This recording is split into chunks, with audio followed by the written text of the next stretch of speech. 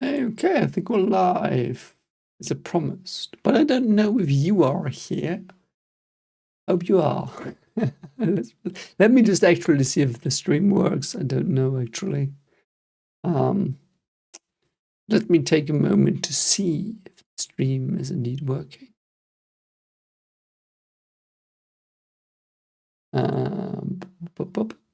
So there I see it. And let me actually put it up here.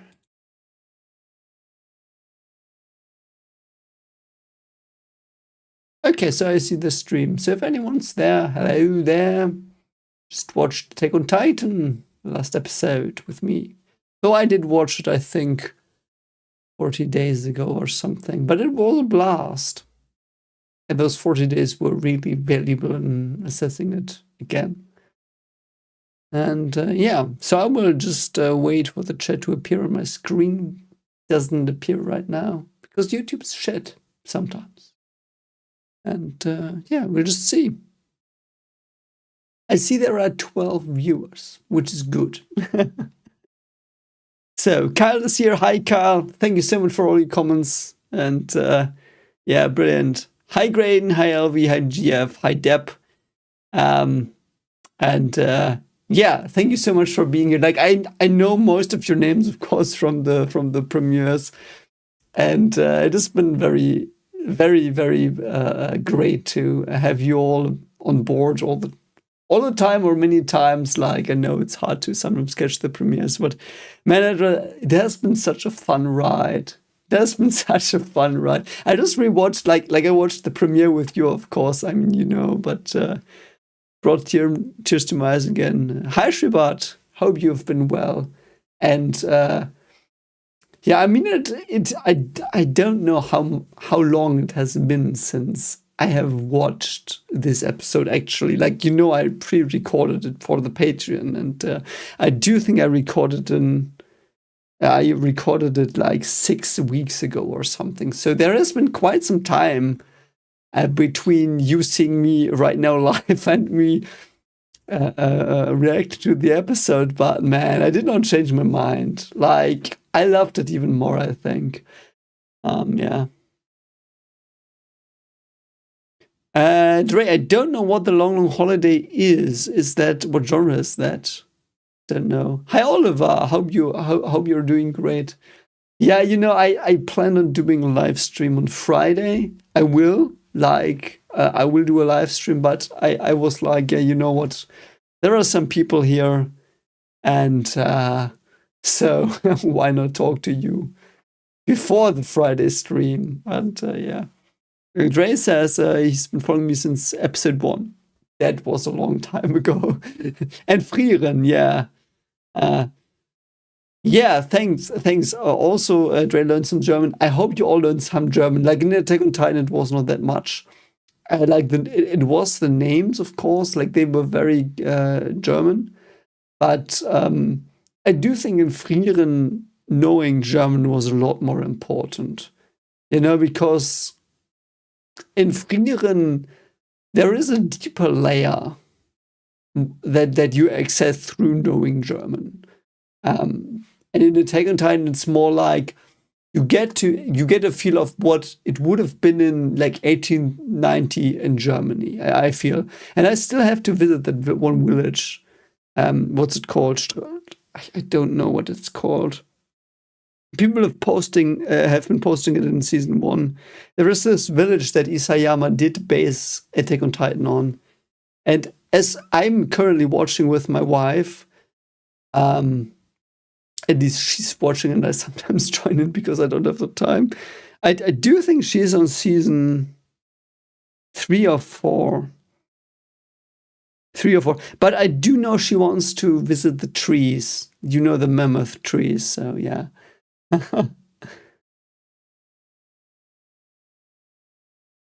Oh, so long holidays is about a Parisian children taking holiday in countryside and Germany rated. Very emotional. You know what? I don't know if that's something I want to watch because actually, that is something that really gets me so much that I can't bear to watch it.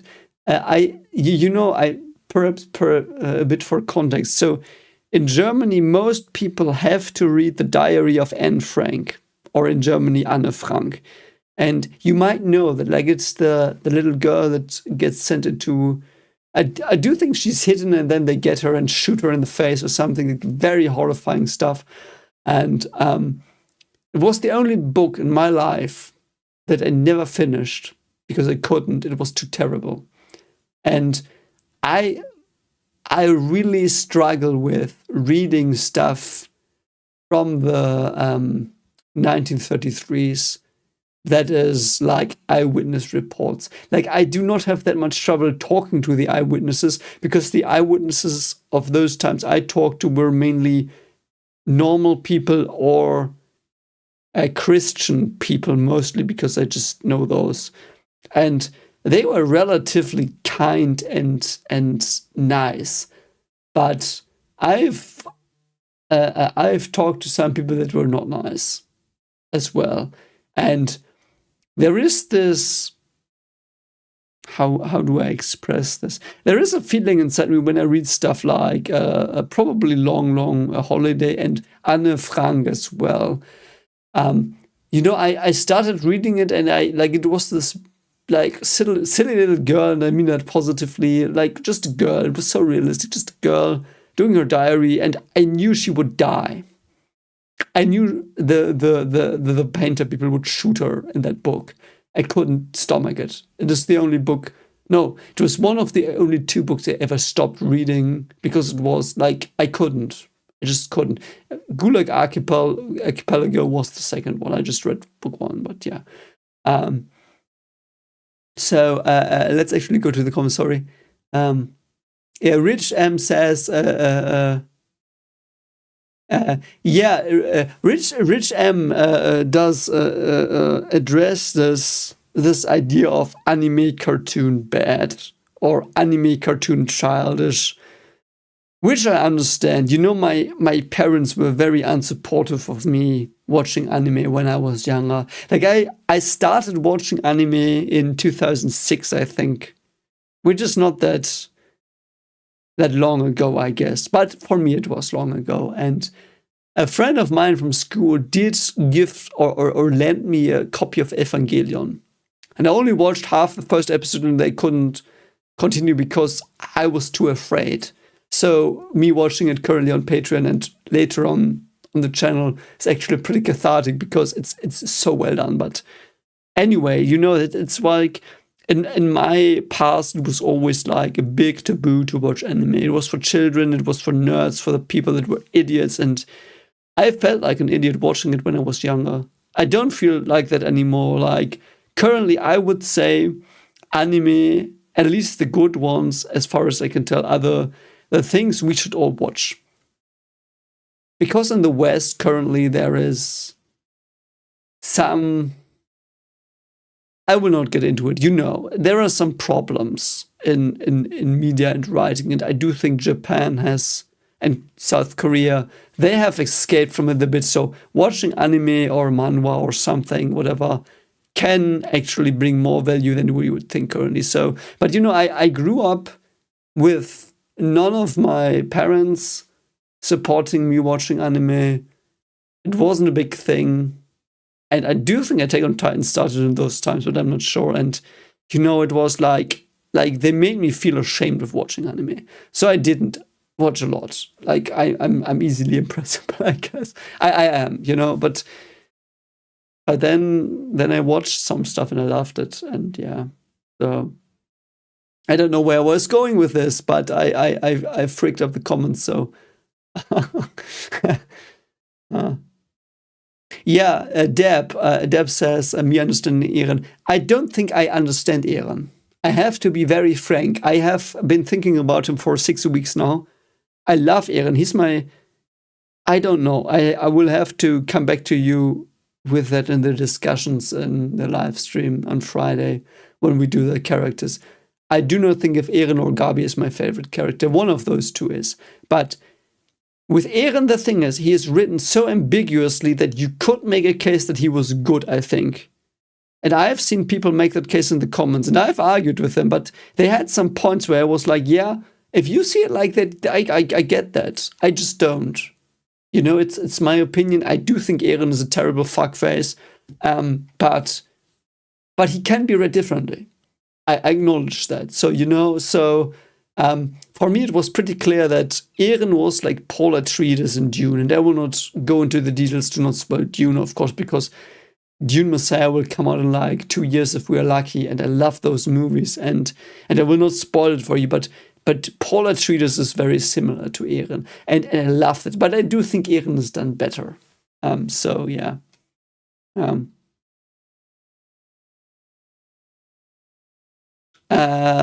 I'm sorry I can't read your name because I do think it's in Cyrillic, so please excuse that. But yeah, there is a lot of German in the soundtrack. I know, I love that. The problem I had actually with the soundtrack was sometimes it was so weird. You know, the voice actors were Japanese, the subtitles were English, and the music in my head was German, so I was completely mindfucked sometimes. I do think the worst, I don't even remember where it was. I do think in the Trost battle there was a part where I was really like, what the fuck is going on? I don't know what I'm thinking anymore. Because there was like German in my ear and English on the screen and like Japanese in my ear as well. I just loved it, but yeah. Oh. Dre does learn languages with Duolingo. Yeah, like do that. I do think that's good. If you have the opportunity, if you want to learn new languages, I do think talking to people as well from that language is brilliant, like, and will help you. So, but yeah. Suit says, cheers to one of the most fire animes ever. I do actually think it is my favorite. Attack on Titan is my favorite story ever. It was so interesting during me watching it. I do think in season 1, 2, and part of season 3, I was like, nah, like it's brilliant, but I love Bleach more. And I'm a huge Bleach fan. If you've followed the channel for some time, like Bleach is like it's in my heart because there have been some personal things that made me love Bleach more than anything else, and Attack on Titan managed to supersede it. Like Attack on Titan is my favorite anime now, and yeah, it's like it is so good. Like I do think it's taste. Like depending on what kind of story you like, it changes. But like man, the writing was so impeccable. Kabel Satan says you're the only director who I agree with on every single point when it comes to Attack on Titan. That's cool. But also, please keep in mind, like, I'm an idiot. Like, I might have gotten things wrong. We will see in the rewatch. Like, I will do rewatches. Like, I will move to another place in 2 weeks. And then I will have some more stable internet.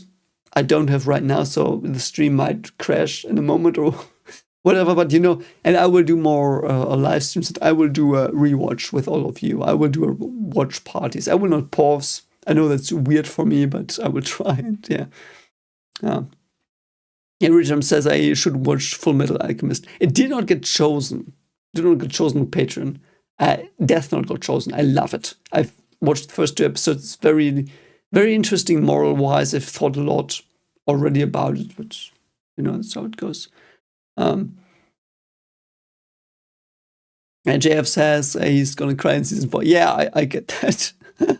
Yeah, Jojo. I've heard about Jojo from a dear friend of mine who I lost contact with 10 years ago now. 10 years ago.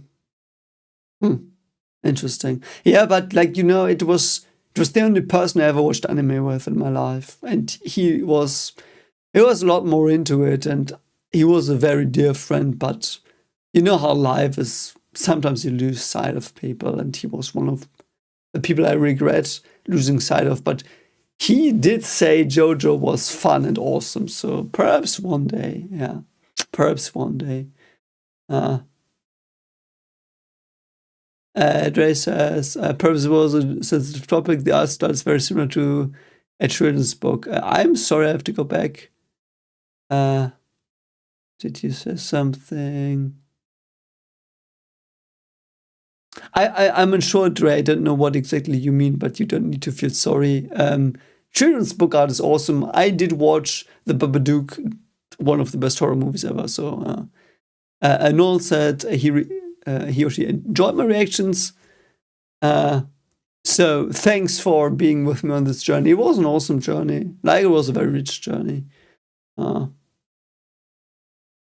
Jeff says, yeah, every part plays. Yeah, that's cool. I like, different countries. So does your stream still work? So someone said the stream doesn't work. You know, the problem is my internet. Just perhaps confirm quickly if. Okay, so I do think people still do comment. Let's see.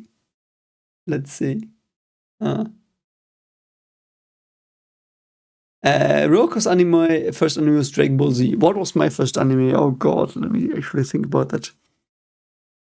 What was my first anime? Might have been Pokemon, Case Closed, or Dragon Ball. Just one of those three. I loved all of them.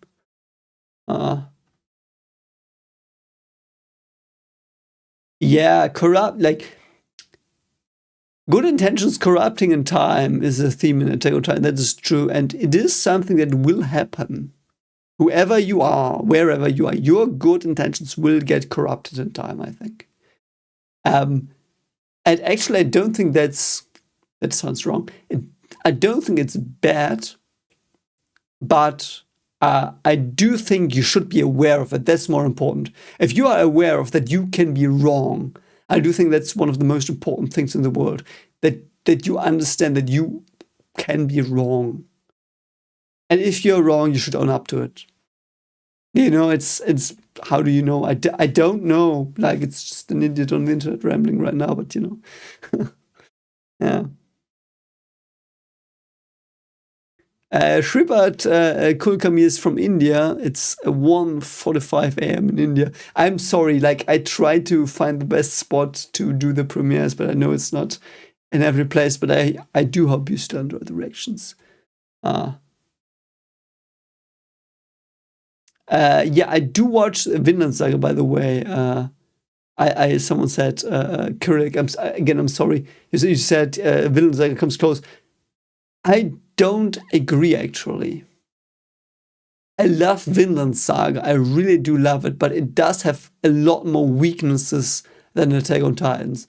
I do think the strength of Vinland Saga is higher than Attack on Titan, but the weak points are lower. You know what I mean? So in average, I do think I like Attack on Titan more. But I could see why people would love Vinland Saga more. I could see that. It is just dependent on taste. So, yeah. The Chosen One does say you love Vinland Saga and Attack on Titan. Yeah, I hope you enjoy Death Note and Evangelion as well. Oh, hi, Gamerfly, you're here. That's great. Yeah, Eren, the thing with Eren is he is not evil completely. Like he does have redeeming qualities, but they are forsaken for his quest for whatever his ideal really is. And I know the real ideal is debated upon among people, I think, as far as I understood from the comments on YouTube. But whatever you say his goal is, he is taken away by it a bit too much. You know, so yeah. Hi Israel, everything's up. That's not down. I know this is a stupid joke. Yeah, NRV, the thing about nature and nurture as well is I love that theme in stories. I really do love it. But the thing is in literature that's clear. Like in the psychological literature, the answer is clear to that question. Like, you know, the question nature versus nurture, what is more influential? Where do you come from? Like, from nature or nurture? And almost every study everywhere across the world ever done has found the result that it's 50-50. And that is very consistent. Like, that's that's me as a psychologist talking here. Like I know that. Like, that's empirically pretty proven. So that also opens up stories a lot, because you can let them battle, so to speak, in stories. You can let nature and nurture battle against each other and see in certain situations which is more likely, and that's very, very well found. So, yeah. Shia says Bleach is still number one. I get that. If your number one is Bleach, I understand that. I understand why. Dre asks if I ever encountered spoilers for Attack on Titan. No, I have not. I do think some very small thing was spoiled. I do think it was in season 2, episode 3 or something. Don't remember. It was... I don't even remember it. Like, there was nothing big. Nothing big was spoiled. But I do think there was a little thing that someone mentioned in the comments that I read. I did try to stay away from comments. And I did trust the people commenting that they would not spoil, and they didn't, I think. So, yeah. Elias is going to sleep. That's brilliant. I have also not watched Breaking Bad. I have not watched that. So I might do that in the future, but not this year. Not perhaps next year. I don't know. I don't know if people would be interested in that, actually. So, because currently I'm doing anime mostly. I've done a 3-body problem. I will do Shogun hopefully this year, but you know how it is. I don't have a lot of time, so it is like... yeah, Dre, don't worry about suggesting stuff. Like, if something is a sensitive topic to me, it's my problem, not yours. Like, don't worry. Always suggest stuff. If there is stuff I can't cope with, I will say it, but never feel bad for suggesting stuff. Like, I don't like the mentality of it was my fault that I suggested something that might hurt you. Like, if I'm hurt, it's my problem. I have to gripe with it most of the time. I mean, my opinion. Other people might be different, so be careful, but... yeah.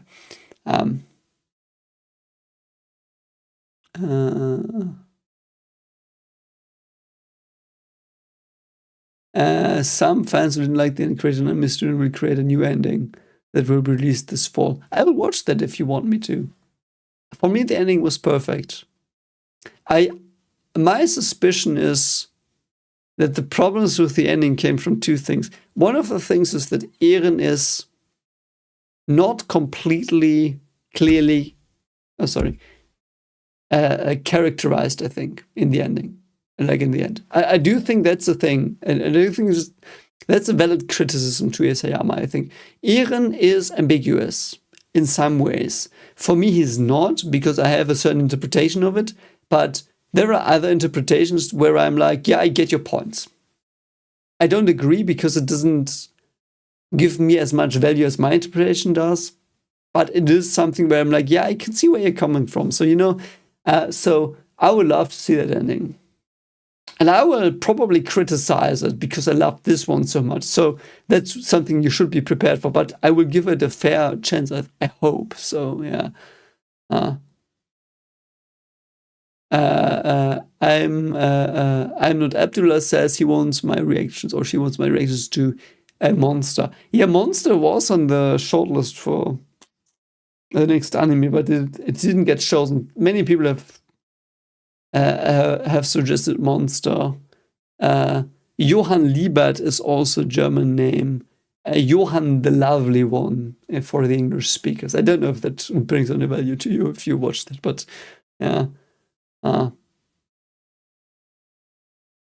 Eren is human. Yeah, Game of Life. Eren is human. Eren is so human. Yeah, Monster.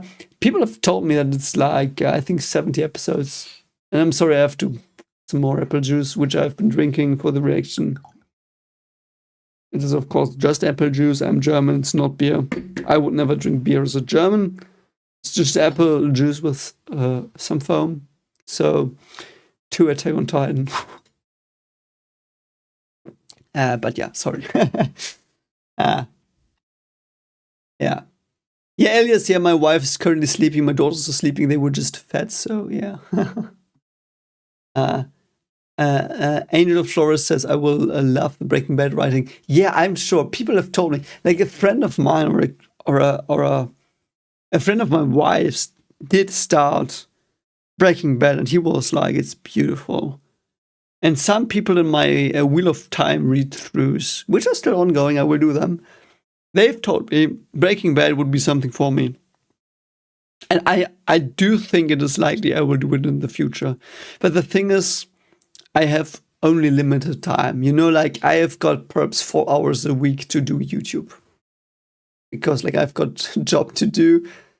Like I've got my working group at university to lead and all that stuff, you know. So I try to squeeze in reactions as best as I can. And you know, I would sometimes love to just watch shows, comment on them, but like, you know, life's not that. My life's not that. And like, that's wishful thinking. So I will probably do Breaking Bad down the line. I cannot promise it, but it will not be this year. It might not be next year, perhaps the year after. So, you know, it's, yeah. Yeah, Breaking Bad, I know it would get me more views. But the thing is, I do not care about views, I think.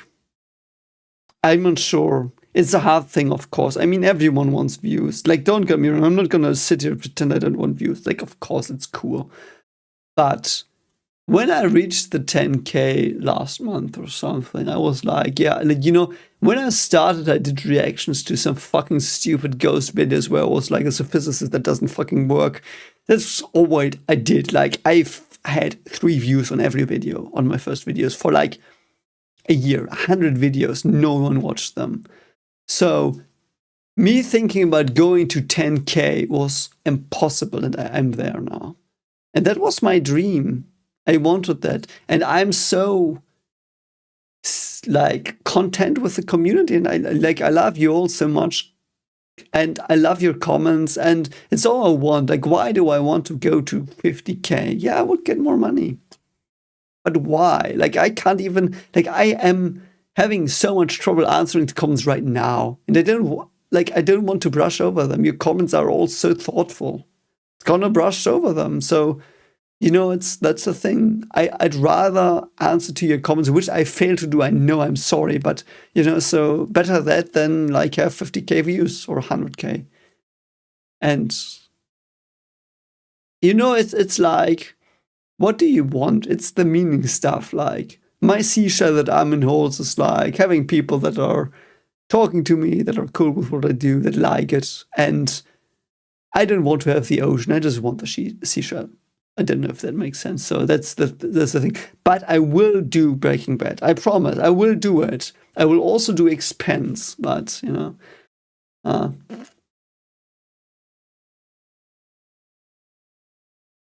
Kikuano is here. Yeah. Thanks for your comments as well. Like, I know you don't agree with the ending. I completely get that.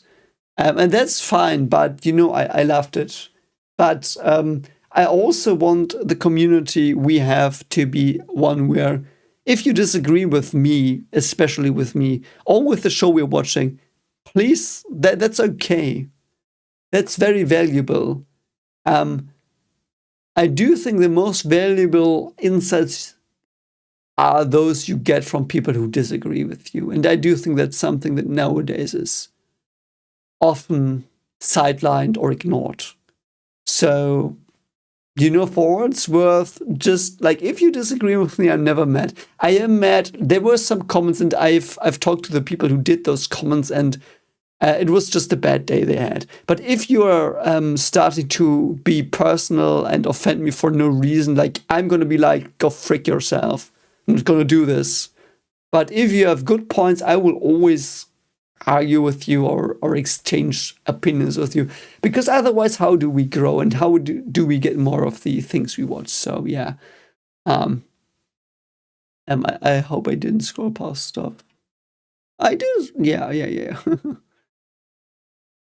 Oh, Dre, yeah, I want to watch that All Quiet on the Western Front. I haven't. I wanted to react to it.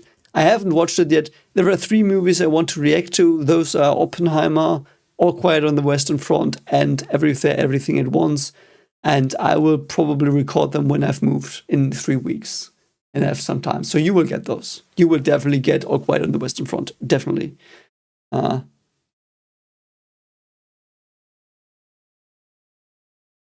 Uh, oh, my rating on Attack on Titan 1 to 10, 9.5, I would say. 9.5. I did have some gripes in. Yeah, that's so interesting.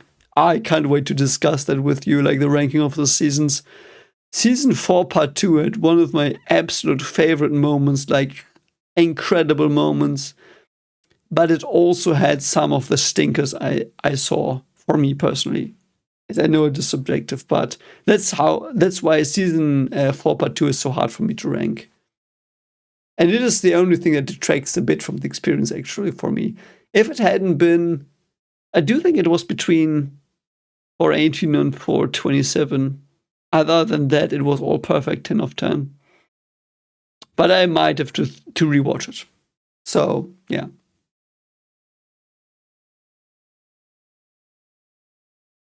Yeah, Re:Zero also was on the Patreon poll and didn't win. But the thing is, my Patreon poll was like, everyone voted the stuff that was popular, which is, I mean, cool. Yeah, I get views, as I said, that's cool, but like I don't care that much. I do care, but I don't care that much. But the thing is, I will do an anime poll next time where I will not let popular shows in. So the next anime I will react to will not be popular, whatever the fuck that means. But you know, oh god, no, I swear, I did swear. Don't report it to YouTube, of course. uh,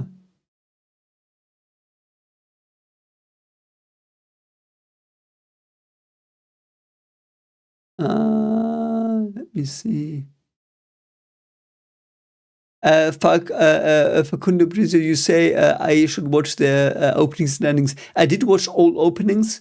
Opening 6 to 9 will release next week. Also, the Mikasa special Lost Girls, which is awesome because we see Ymir Butterfly. But the endings I haven't recorded yet. I will do that. So, yeah.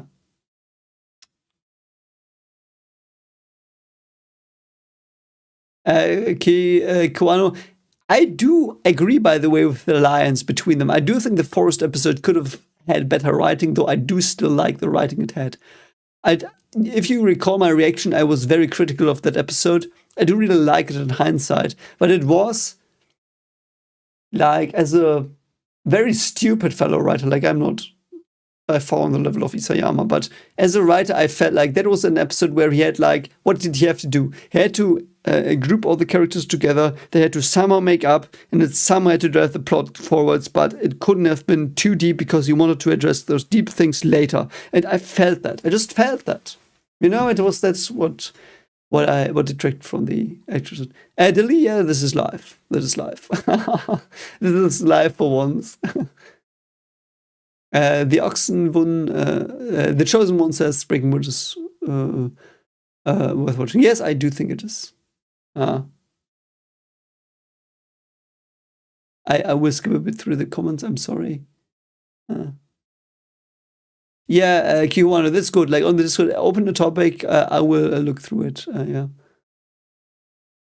Annavi, yeah, as a German, yeah, you know, I will say it here right now. My favorite episode, and you will know what it is. So everyone in the chat, write down, what do you think my favorite episode was? I will give you some time. I will take some apple juice that is weirdly bubbly and looks like beer, but it is apple juice, of course. So I will give you some time. You will write down now, what do you think my favorite episode was?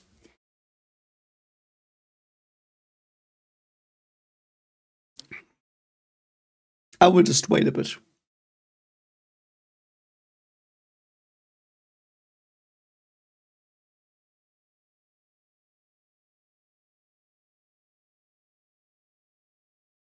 I will just answer some more comments until I get to your.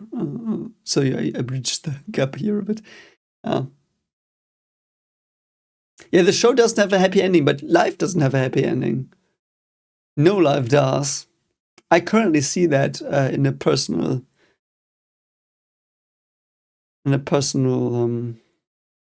situation, that life doesn't have a happy ending, and it should, and it doesn't.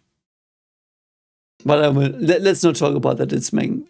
I have thought about it too much in the current months. But yeah, so yeah, no happy ending. It's realistic. Um, Dre, my Discord server does have a debate channel, I do think. Because the good thing is, which I'm very proud of this. On the Discord, there are pretty many people that are pretty conservative and some that are pretty left. Like, there are right-leaning and left-leaning people on the Discord. I will not do any politics on the channel because I hate that. But on the Discord, there are some channels where you can do some political debates, civilized ways. And it's actually very, very interesting to see both sides. Because, the thing with me is in politics, I'm perhaps even technically schizophrenic. Like, in me as both a very, very left-wing and a very, very right-wing person all the time. It's very stressful to me, but I do think it makes me see both sides as very good and very evil at the same time. It just helps me figure out stuff a bit more. But, so on the Discord, you can discuss things like that with people from each aisle, as long as you stay respectful, of course. And I do think that's important nowadays. So, yeah.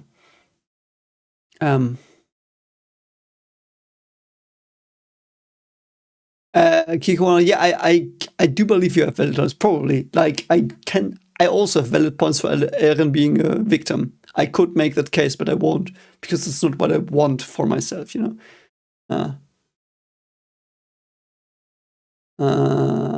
Ocean 037 has watched Frost. Frost means oh god, what is Frost? Frost is German. I don't know the English word. So if you go out in the morning and it has been freezing, there are like these crystal structures, like these ice structures on stuff. That's frost. I don't know if that helps you, if you know what that is. Like, it's not freezing, but yeah. Yeah, I don't know, Will. I don't know about the original ending. I will read the manga, hopefully, one day.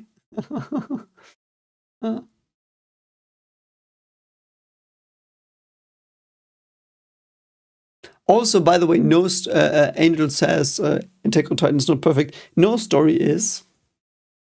And that's good, because every story you read or watch is... there are always two parts. There is what the author puts on screen or on the page, and there is something you receive. And it will never match. Can't, because people are different. So if you find a story that matches a lot of stuff that you think or that you might be interested in, that's a good story. That's a good story in my mind, So, yeah, Forsman, we will rewatch Attack on Titan, of course. Captain Hero 2, yeah, I really did enjoy the journey. Yeah, it is, like, I do think I cried a lot in Attack on Titan, more than I would have in any other show. When Hanya died, I did cry, like, I cried for the 11th Doctor. And that was, like, I cried for 45 minutes there. Perhaps I cried less for Hanya, but, man, Hanya was so much like me, it was, yeah. Norbert says Cyberpunk Edge Runners. That is also on my list. I hope I will watch that this year, hopefully. Yeah, Ace of Spades. Hello there. Hope you're doing well. Tough God is going to continue hopefully soon. And yeah, Attack on Titan is amazing. I agree. Scribbly Chi says second best story. First one was Mahabharat. I have heard that name. But I'm not going to pretend I know what it's about. Like, of course not. I've heard that name. Could you link it in the Discord? It's like the Discord links is in every Attack on Titan reaction in the description of the video. So if you could link that, I would be very, very, very glad, because I just love these myths and stuff. So all these epics and Indian myths I'm very bad at, and I do think they are very interesting. So if you could link that, I would be very, very glad. Yeah, so now we have the people saying what episode it is. That day, we're bad, just took over the world, no idea. Get the children of the forest, Midnight Sun. Uh, Ritterberg story. Yeah, I will not. I will not delay it. It's 3:20. Yeah, it's 3:20. Bora did understand it. It's 3:20. I do think it's called that day. Yes, because that day, I don't remember how much I did spend on that.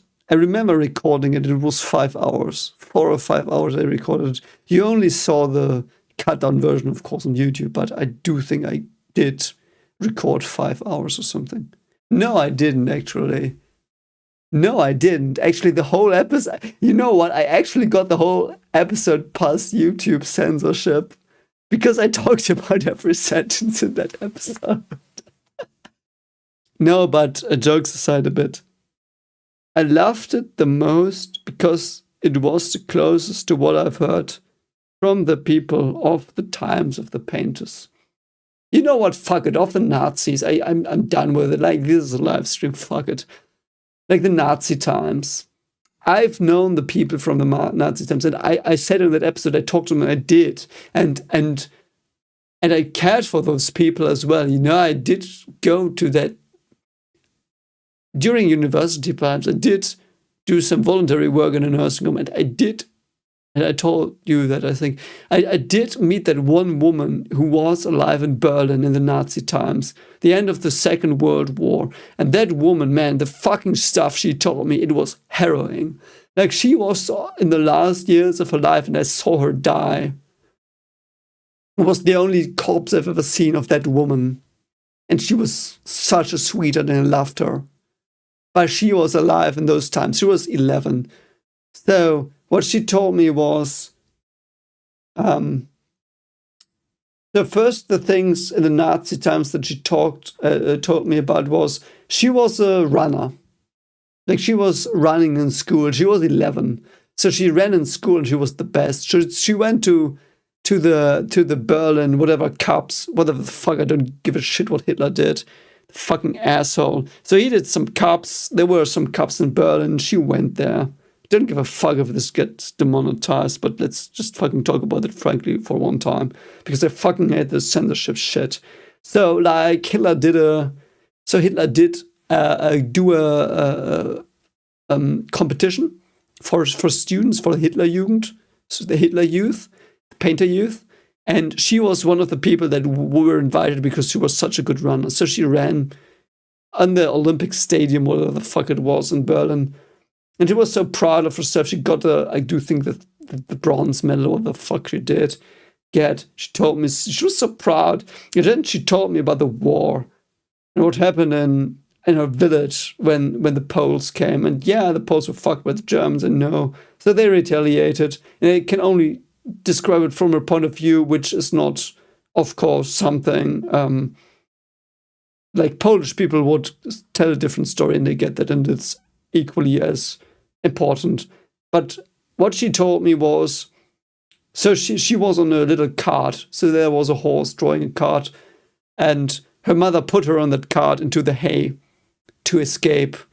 And the Russians were coming, and she was on that stake of hay, and she looked out one time, and her sister was next to her, and she looked out, and she looked at a person like 30 meters away from her, got shot in the head, brain blown off. She looked to the next person, brain blown off, or like whatever the fuck, shoulder gone, or whatever the shit, all shot down, and they were like in the car going away. And I was with her in her last moments, her last months. And every time I met her, she told me, I did have the dream again. I dreamt of being in that fucking cart, seeing the people being shot and drop dead. And I don't know. You know, it's like, that's something where I'm like, that is reality no one talks about, really. Because it's so personal. You can read about it in a history book. You can read about it in a history book being like, Germans were fucking shitheads. They were. You can read in a history book, Russians were fucking shitheads. They were. Everyone was a shithead because war is shit. And Attack on Titan did tell that for me. And Yeah, that's what I love it. Why I love it so much as well. And yeah, so that's why that day is my favorite episode. Because in that day, from what I've heard from the people alive in World War II in the end in Germany, that's how it was. And also in the DDR. But anyway, let's go to more comments. I'm sorry, I did go off the track a bit here. Yeah, Hanji's soup episode. As I said, it was a good episode in hindsight, but it was a writer's episode. It had to be there, but it didn't add as much as I would have loved it to add.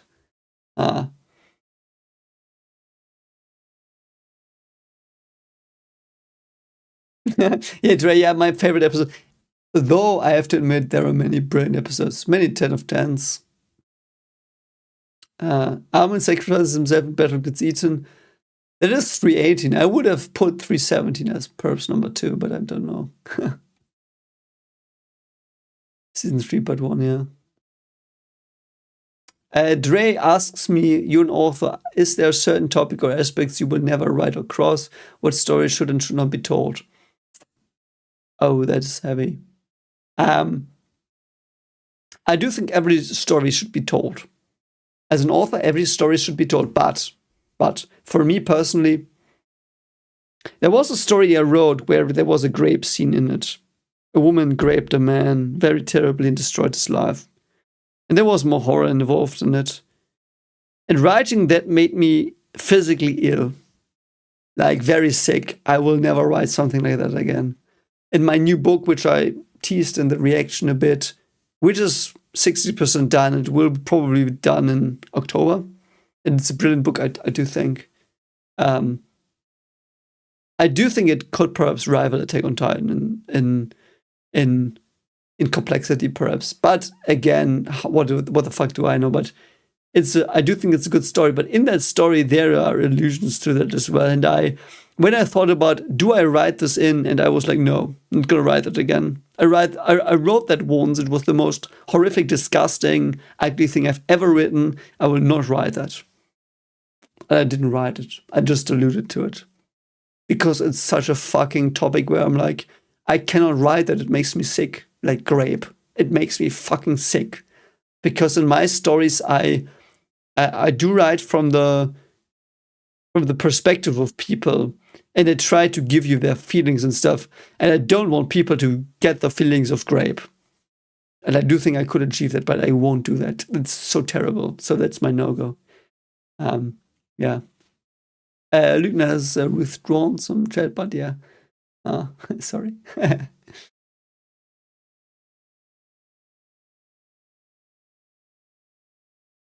Oh God, my chat is. Oh my God, I'm so sorry. You're so far ahead. I hope I get to your comments. I'm so sad. So sorry.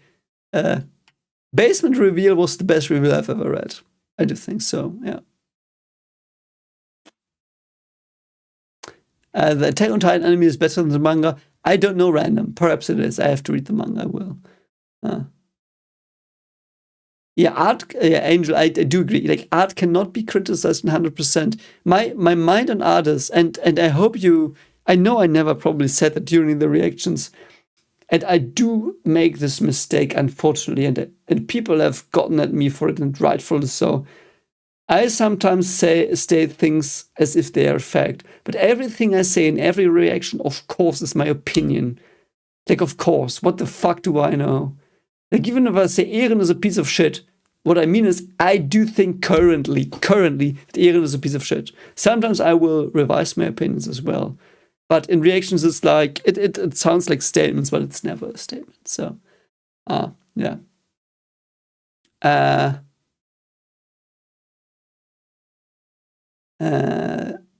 Let me see. Fullmetal Alchemist, yeah, I will do that down the line, but not next. Facundo says, I see Mama got substance to all the ending people wanted. I cannot comment on that. I don't know what endings people wanted. I'm satisfied with what I got. Addressing the situation from different perspectives or ideologies. I agree, though, you should do that. You should do that. In my new in my book, there is basically something that I did write in without understanding it first, but I did write it in. So you do know the Marley-Elia conflict, which is, I do think, complex. Like, it's not just one side is bad and one is good. Like, it's complex. So I basically made those two into characters. Like, there's a Marley character and an alien character. And in the story, you will see, or perhaps think about, who would you side with, or are both fuck faces, or are both right. And because I love that so much, I love the alien Marley dynamic, because none of those were right. They were both in the wrong in my mind. And again, perhaps people disagree. I do get that, but yeah. Kai Hill asks for my top 3 or 5 characters. We will do that on Friday. On Friday, I will do a ranking of best written characters, and the best written are my favorite characters. So,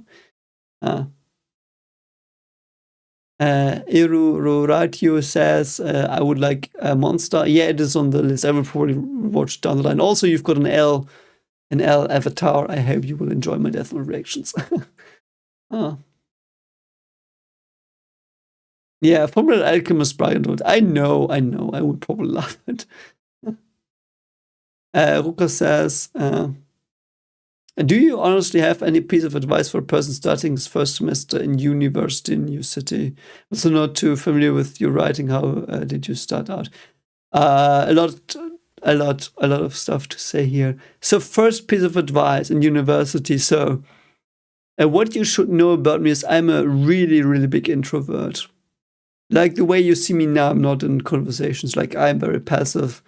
I'm the fucking idiot in the back of the room that never says anything. Like, you know those people. Like, just because I'm talking to a fucking camera, like, what the fuck? I can do everything right now. But I'm a really, really big introvert. So when I went to university, I had so many anxieties. How do I get friends? How do I meet people?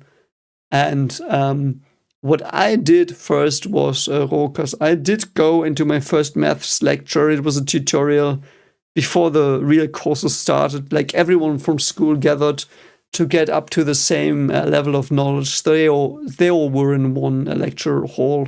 And I was there, and it just said someone to just talk to people, like, started talking to people. It was one of the hardest things in my life, because I'm like very nervous talking to people. Like, I hate it. I'm really afraid. Like, I get high blood pressure. I sweat. I get really fucking sick, man. Like physically sick, and it's very hard for me. But I just sat somewhere and talked to people, and most of the people actually I'm still friends with from university were during the courses in the first semester. Like, you will have lectures and you will have courses. In the courses, there are like 20 people in the room, and just talk to them, see how they solve the problems they're given if you are doing something mathematics or physics or engineering, and just talk to them and create or try to meet up with people and discuss university stuff that is not like that you're interested in. And if people are interested in it as well, you will find people, and they will be also very kind, hopefully, probably, not always, of course, but like I'm such a nerd and an idiot, and I have a very, very low self-esteem, like really low. So when I went to those people and talked to them, I was like, they're not gonna fucking care. What the fuck is this dimwit doing? Like, but then they invited me to play some blackjack or whatever the fuck it was. Like, not with real money, just with mock money. And I just went to one of those guys and they played with them, and they realized I was not that extroverted. Like, they realized who I was, but they liked me, and they were okay with it, and were like, yeah, okay, you don't have to talk all the time, or like, you can listen to us. And it was very pleasant, and so you find friends. But my best friend I found in university was in a course, and we did solve many problems together until, yeah. So anyway, my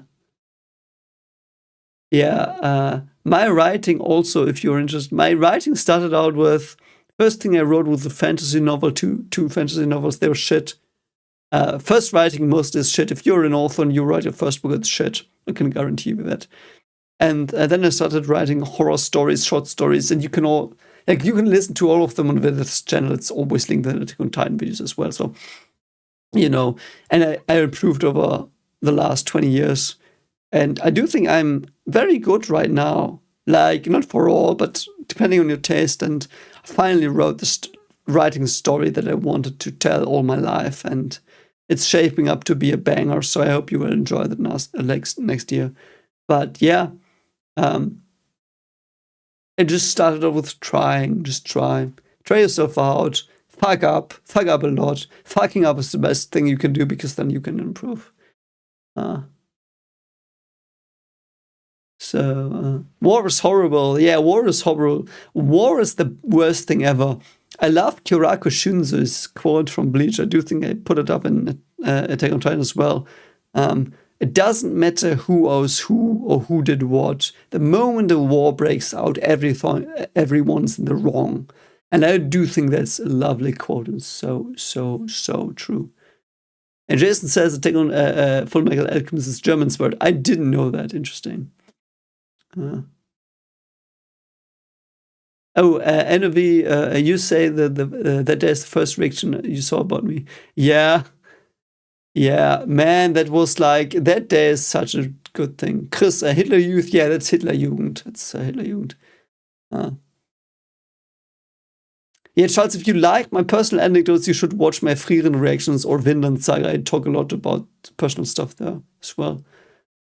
Dre says history should never be censored. I agree. That's so fucking stupid to censor it. Yes, censorship in general, there's a lot of it, also in Germany right now. But man, if you censor people, those opinions are there. You cannot extinguish them by DNA, by the way. Many people don't know that, but let's take political opinions. Let's say left-wing, right-wing. That's in your DNA, most of it. So whoever's born is 50% chance to be right-wing, 50% chance left-wing. I'm exaggerating and simplifying a lot here, but that's the gist. So you cannot eradicate those ideas because they're inherited. And in a way, like not the ideas, but the proclivity to go for those ideas. So, yeah. Promised Neverland. I've heard that. I don't remember. Yeah. Aegon is the rightful king. I do not. Is that in the new Game of Thrones stuff? I've only read the books, so I'm sorry.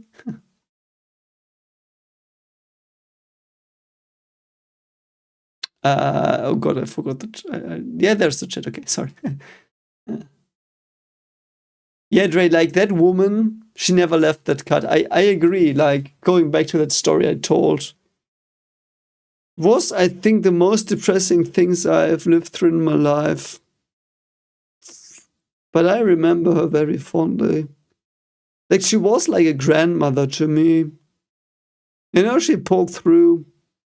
Like, she survived the Second World War. She survived that card. She went on to become a secretary for the Americans, where she grew up. Like the Americans, obviously, like, you know, they conquered or whatever they say, some part of Germany, so they were established there. She went there. She helped them. She was the secretary for like 40 years. She raised 2 children as a single mother. I don't know how that happened. I never asked her, and she's dead now, so I can't anymore. But, you know, it's like, she probably had one of the worst lives I've ever heard. I've heard one person having a worse life, but, you know, it was one of the worst things I've heard. And the worst thing was that when she died, and I was at her funeral, and her daughter was there, and her daughter never visited her. Not in the 2 years I visited her, like the old woman. And she always hoped for her daughter on Mother's Day and Christmas. She sat there waiting, and I saw it in her eyes, you know. And I knew she wanted her daughter back. Don't know what happened to them. Like, who am I to judge? But never came. And when her funeral was, like, the daughter was there, she sat 3 seats next to me. And the priest, or whatever you say, I don't know what it's in English, the pastor, only talked to the daughter like your mother was blah, blah, blah, blah. And her aunt greeted me like, oh, you're the guy that visited her all the time. And like, daughter didn't care. Looked at the urn, didn't give a fuck. I've never hated a person but that woman. Because, like, I know it was like, I don't know, but I didn't know the backstory. Who am I to judge? But it was just the feeling of rage and hate. And when I looked at that woman looking at that urn of the mother she never visited ever again, the mother that wanted her, that wanted to make up all those years, she didn't give a fuck. She lived 5 kilometers away. She never visited in 10 years. But who am I to judge? But you know what? That was like, holy fuck. I'm sorry, I'm getting angry. Let's change the topic. So, when Mythor is the right king of Westeros, I don't know who's the right king of Westeros. It's not Daenerys. Yeah, no, but like if you're Polish, you probably have a lot more horrifying stories that are more horrific than mine, because the Germans did do so much fucked up shit in Poland. Like, that's unbelievable what my ancestors. I mean, I'm not technically German, but whatever the fuck. Like the people in Germany that went to Poland, they did so much heinous shit. And I did recommend to you the book Ordinary People. It also is in Poland, where the people, they just shot people in the face that didn't agree.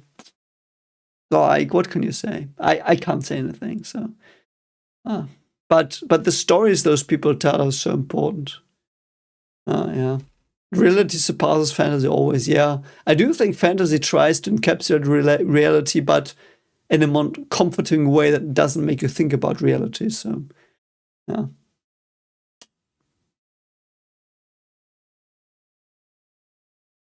Yeah. Also, by the way, why I also do these personal stories and anecdotes, because I do agree with Kyle that that's what you learn from. I mean, me as a psychologist, I know what you learn from, but it has to be personal. Why? Because if something is personal, it is something people have grappled with and found a solution or didn't. So you can find a solution or didn't, should you be in that situation. So that's why it's so important to understand those anecdotes. Stories are so important. That's why my channel is called Stories with Style. So, oh yeah, the last manga chapter with Levi. Yeah, I will. Yeah, what's in the mind of writers that when writing things that they can't, asks Clement. I do think I could write everything I want, but because I have what do you say? I have this urge to make it personal and relatable and truthful. It can be so straining that I can't write something. And again, this grape scene was the only thing I never could write. Like, I did write it, and Whitworth, when he read the story, he did cut it out, which I can't fault him for because it was graphic. Like, it was so graphic and disgusting and filthy. I emailed him, like I always email him when I send him my stories, like, yeah, read this, and sometimes I'm like, yeah, this part might not be suitable and stuff. And I was like, see this paragraph, if you don't want to do this because of YouTube, don't do it. Just say there was sexual harassment. They sexually harassed me. And he did. Because if he had put that on YouTube, it would have been blocked. But I do think it makes you feel human as well if you write stuff like that, because you understand that it's not something you like, which is good, I do think. So anyway. I exposed Luke now. I'm so sorry, Luke. Yeah, Drake can't handle writing or consuming grapes. Yeah, grapes is like, I hate it. And I will never write a grape scene again. And in the book I'm currently writing, there is some stuff where people are really like degraded because there's hate and vengeance. It's basically the situation if you would apply it to Attack on Titan. Titan shifters are captured by people in the walls, and they know they're Titan shifters. What would they do to them? And the Titan shifters weren't out to get the people in the walls. So that's the scenario in my book, basically. Paraphrasing, just so you know. So that's the conundrum I have there. And yeah, so.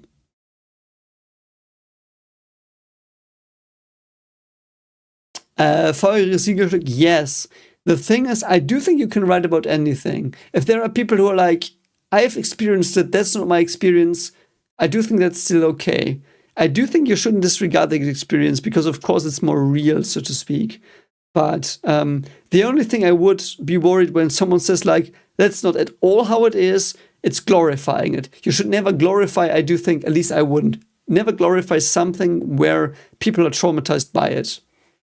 Like, that's my general rule of thumb. So when I write these scenes in my new book, or wrote them because they're finished, like the storyline's finished, fortunately, it was hard to write. So I always was like, there is a lot of horrific shit done to people here, or to women or men. And I was like, do I depict it in a non-glorifying way? Because that's important to me as an author, that it, like, all the fucking disgusting shit that happens is not glorified. Because some authors do. Isayama doesn't. I don't think he does. That's why I also hold him in high regard, but yeah.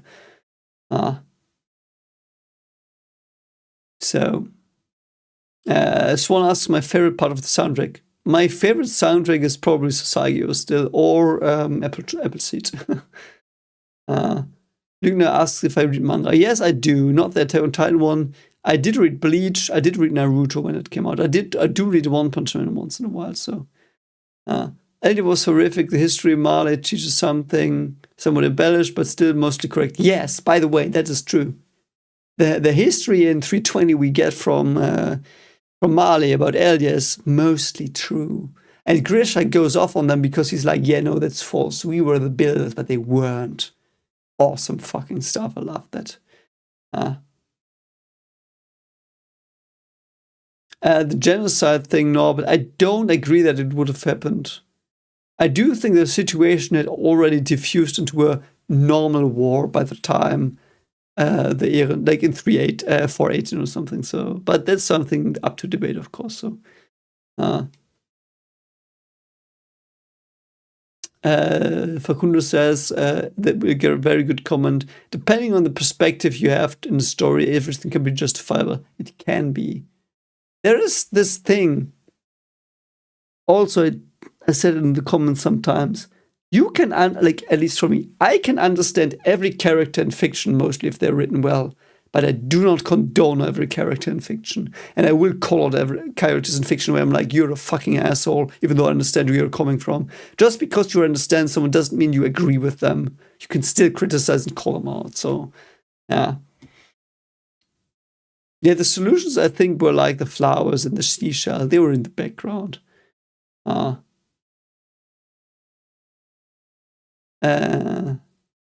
You see. Isayama's first manga wasn't shit. No, but he did have editors. I should have rephrased that. Normally, when you write your first book, you don't have editors. Like, who gives a fuck about your writing?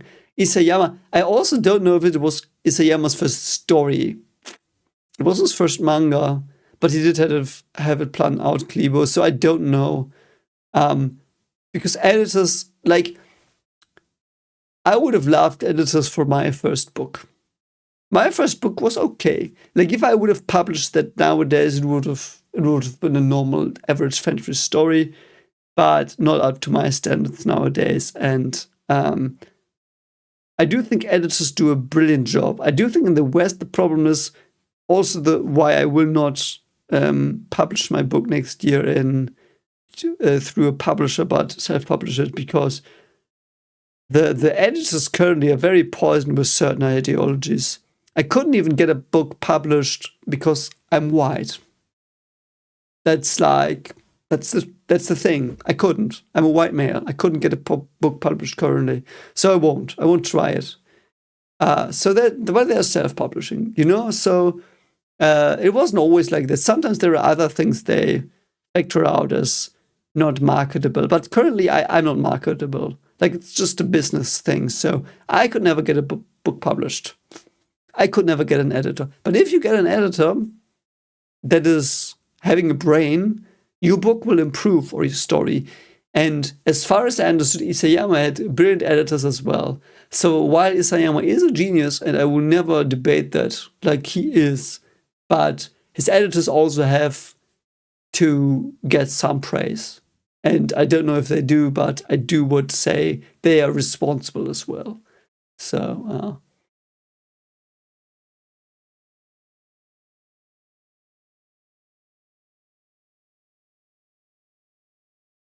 Elsie asked if my horror stories have ever been narrated by YouTubers. Yes, all of them. If you want to listen to my horror stories, you can go to Witheth22's channel. Actually, in the Attack on Titan Special 2, in the comment I pinned, there is I do think my best horror stories pinned. So some of them have 100,000 clicks. Some of them have like 20,000. They are numbered like from 1 to 16 currently. So if you start with number 1, don't expect high quality. If you listen to 16, there's high quality. So yeah, but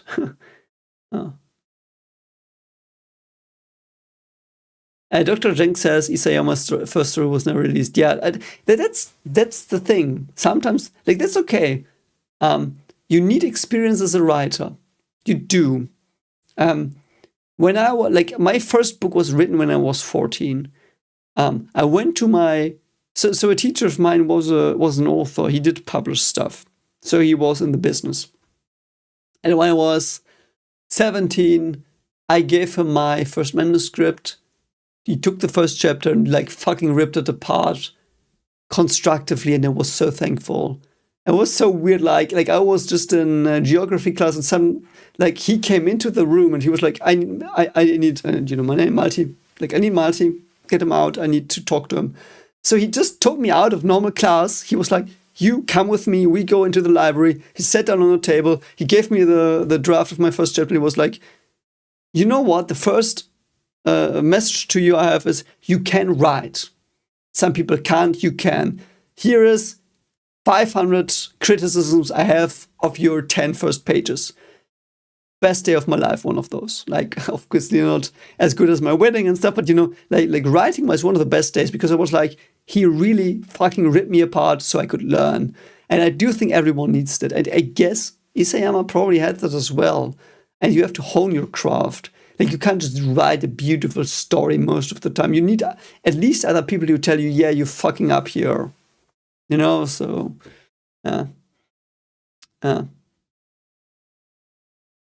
Angel says, love from Argentina. Yeah, love back to Argentina. I hope you're doing well. Yeah, it's so cool that the internet allows me to address all of you.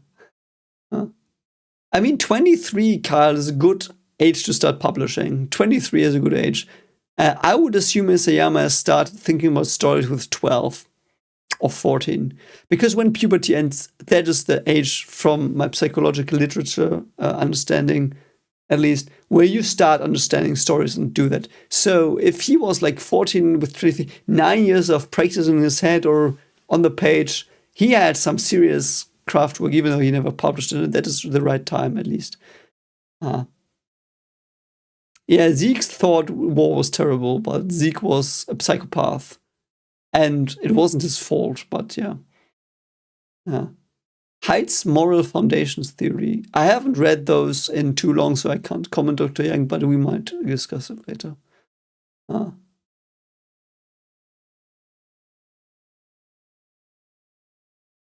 Angel, the thing is with left and right wing, it is basically DNA.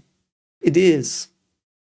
It gives you the rough orientation. Like, of course, the little details are in flux always. Like, I don't deny that. But there is a personality trait. What was it? I do think it's openness, but I do think there's another one. And that personality trait predicts your political orientation. And that personality trait is static almost across your whole lifetime with some very small variations. So that's also why you will never have a party win. There's always going to be two views, left and right. They're always going to be there. And that's good, I think. Sometimes it's better to stay in the past and keep doing what worked. Sometimes you have to adapt to some fucked up shit and you have to be open-minded and whatever.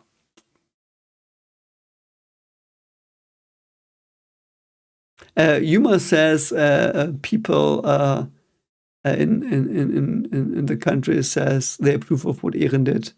If you approve of what Eren did, I'm afraid of you. Because you would have been a Nazi. And I don't say that lightly, and I don't say that with content or anything, but if you follow Eren's train of thought and be like, and are like, yeah, that sounds pretty good. You would have been a Nazi. You would have been one of the people that shot people in the face, like Floch did. Because I've also seen people defend Floch that were like, Ehren is right. And Floch did shoot innocent people that tried to talk to him in the face in cold blood. And people seem to ignore that. And if you truly think Ehren was right to do the rambling, that is possible. Probably 50% or more of the people do think that. It's natural, but reevaluate what you think, I do think. But who am I to say that? I'm not going to tell you what to think. I just say that from the literature on Nazis, I know from the people I talked to that were Nazis, at least generally, that's where you're going. And I don't say that lightly, and I don't say that with malcontent even, because that's how the world is. But be very careful what you think if you think Ehren was right. Be very, very fucking careful. Because you might be wrong. At least entertain that thought anyway. But again, yeah.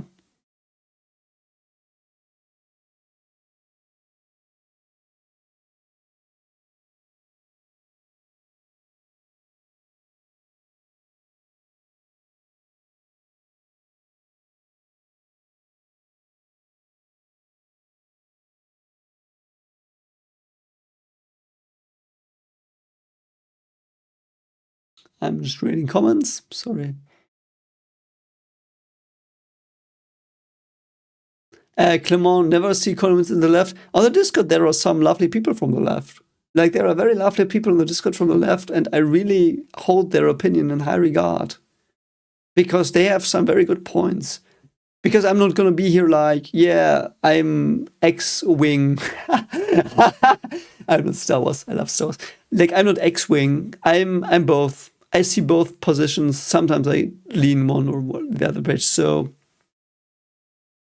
I hope that was the comment, yeah.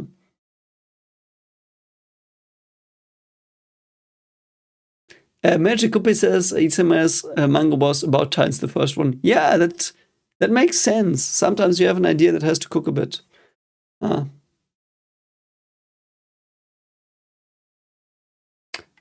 Swan asked me, as a recent psychology graduate, what are your opinions on going into academia versus clinical psychology for a PhD?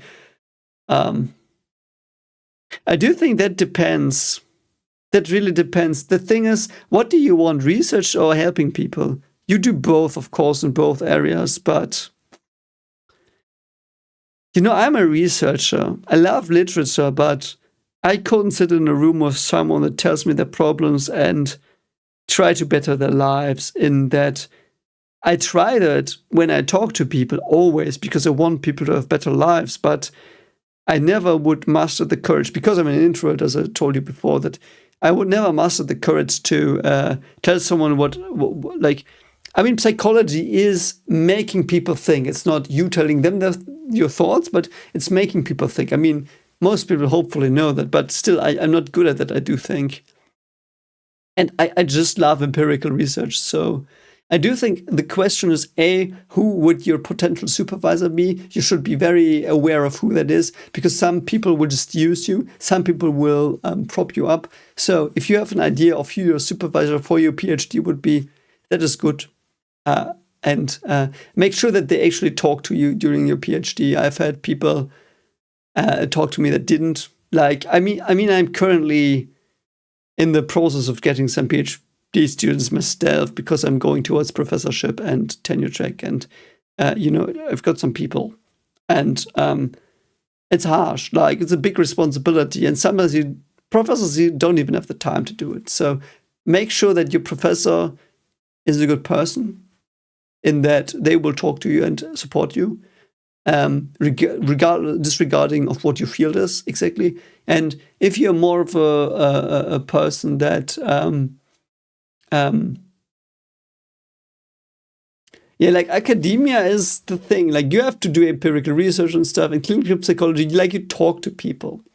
Like, you're more close to the people. What you might not do control group experiments or whatever, or only what do you say? Pro forma. I don't know if that's an English word, but as you're German, you probably know what I meant. I hope that was enough. MG says he hates watching American TV shows and games because of ideologies. The problem is not the ideology, actually. That's so interesting.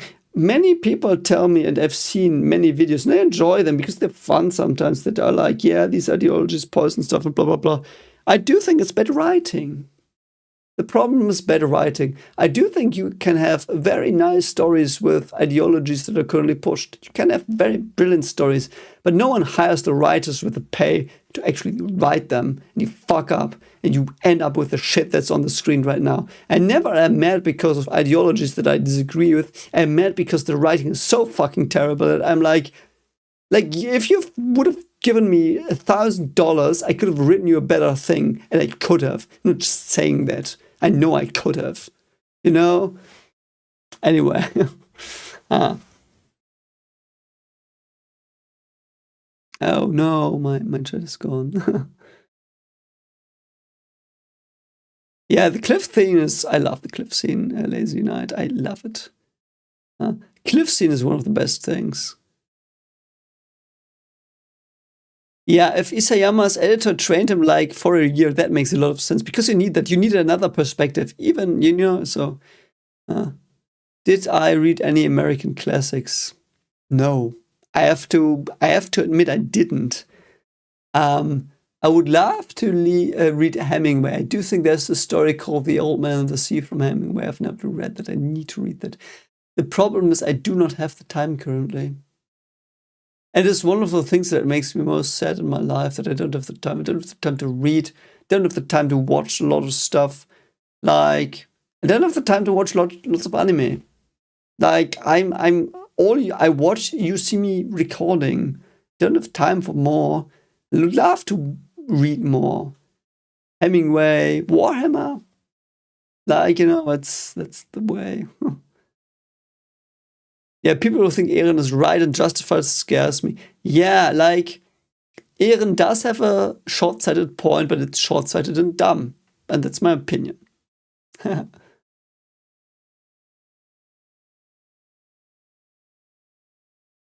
Kikuano says Floch is a patriot, not a Nazi. He's both. Nazis were patriots. Nazi literally means patriot, basically. Like patriot that is poisoned too much by patriotism. That's a Nazi. Nationalist. You want your nation to supersede everything. That's what Floch is. He wants his nation to stand above everything else, which makes him automatically a nationalist. And yes, the socialism part wasn't in the show. I just used the Nazi thing because it's close. But Floch is more of like, Floch is like Himmler or Goebbels. He is. And we understand who he is, which makes him a brilliant character, but Floch is one of the most despicable things in the anime, because someone commented, I don't know who it was, I do think it was 3 days ago, someone commented like, you say Amen, you praise Amen, but no, you say, why not use talk, but then you like shoot Floch.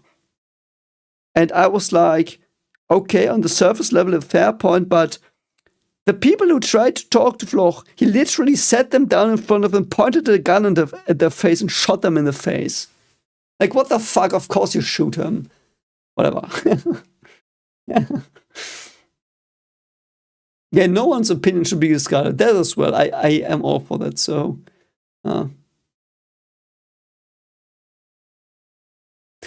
Oh, interesting. So Isayama was indeed 12 to 13, says Anna, that he looked around. Yeah. Like my story as well. My story started, like, I started thinking about when I was 14. And it has been growing inside me for a long time. And I am by no means in Isayama, but I do think sometimes I get a bit of a feeling what he wanted and how he worked. And I can see a lot of him and me, you know? So yeah, 12, 13 sounds reasonable. Oh, the baby is saved in the manga. That's so awesome. It's so good.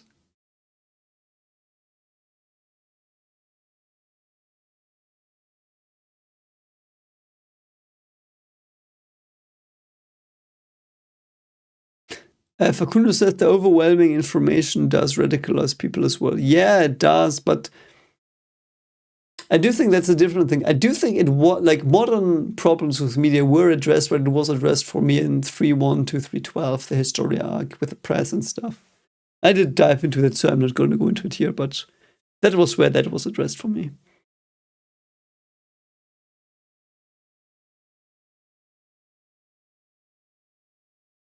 Yeah, though the internet it makes a slash out. I mean, I can see that myself. I did read many comments where I was like, "Holy shit, that's pretty rude," and it made me feel down, of course, because I'm easily swayed or whatever you say by those things. Like I do feel down when I read a negative comment all the time. Can read 100 positive ones, one negative one will ruin my day, and that is on me. Like it's not anyone's fault, but. So I read a lot of negative ones, and yeah, it's just like, I don't know, it's how it is in the internet. You can say everything you want, but I do think that's good, so.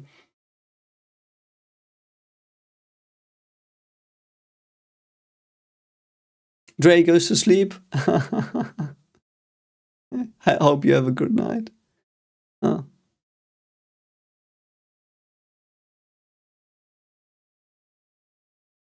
Everyone, Lazy Knight says everyone is an agenda to stories. Yes, but the question is it left or right? I don't think it has to be. A good story is about people and their struggles.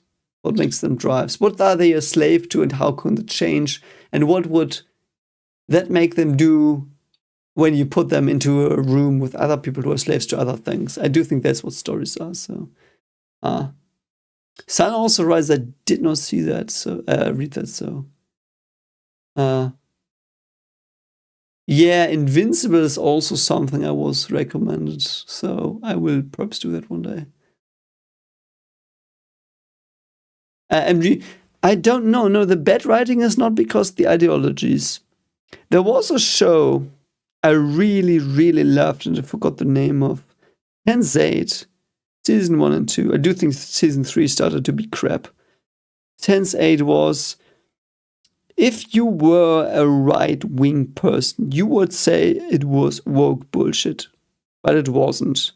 It had themes of left-wing ideologies that were very well explored, very diverse, and I loved it. But nowadays, things are like, you have got a list, and there are rules. You know what I really fucking hated? New Doctor Who season, and I am a Doctor Who fan, I always will be. But new Doctor Who season, Davros, one of the big evil guys in Doctor Who, if you don't know it, he sat in a wheelchair, so to speak, for 60 years of the show existing. Suddenly the new fucktard comes in, or old fucktard. And I love that guy, but I call him a fucktard here because there was fucktardy. He was like, people in a wheelchair can't be evil. And I'm like, what the fuck are you talking about, you dim-witted asshole? Yes, they can. That's the interesting part. Isn't it even more interesting if someone in a wheelchair is like, their problems have shaped them into something they didn't want to be. They harbor resentment. They start to hate the world.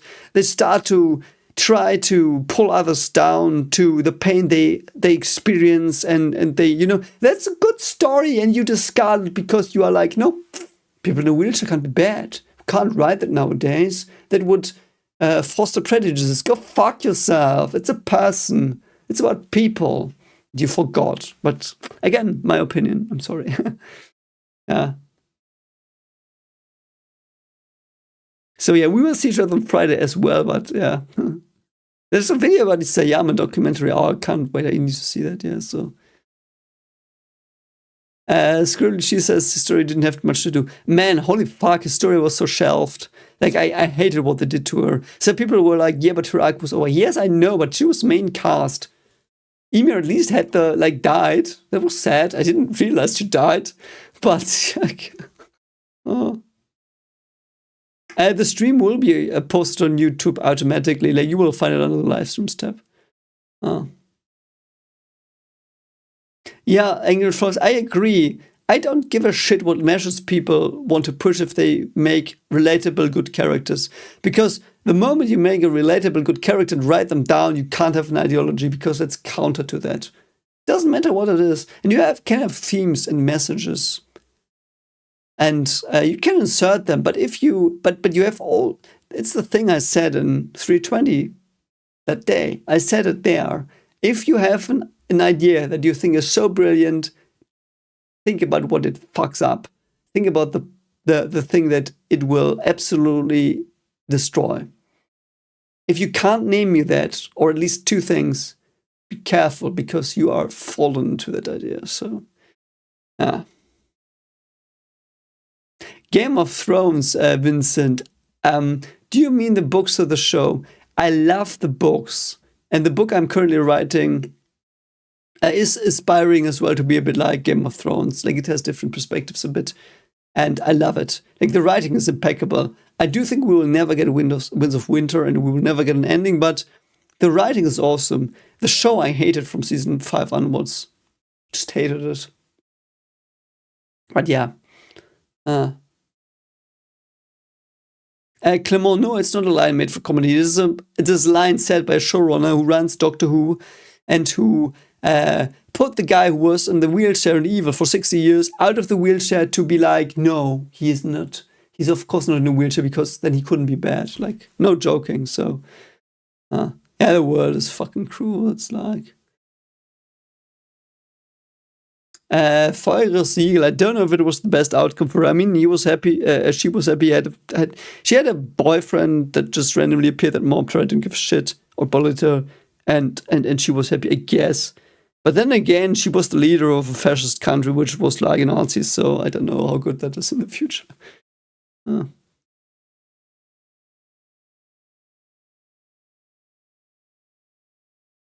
The Angry Monster says the last lyric of the show was, "So what did you understand when the kid was in front of the tree?" So what do you think of that?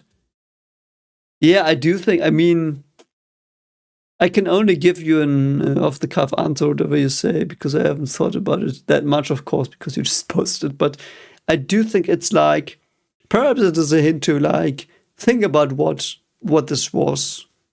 Think about what I wanted to tell you and see other perspectives, perhaps. Because I'm unsure if Eren's ambiguity in the end was due to the writing choice or due to the writing that was done. You know what I mean? Like, did Isayama choose to make Eren ambiguous, or did he fail to convey his true motivations enough? And I don't know. But yeah.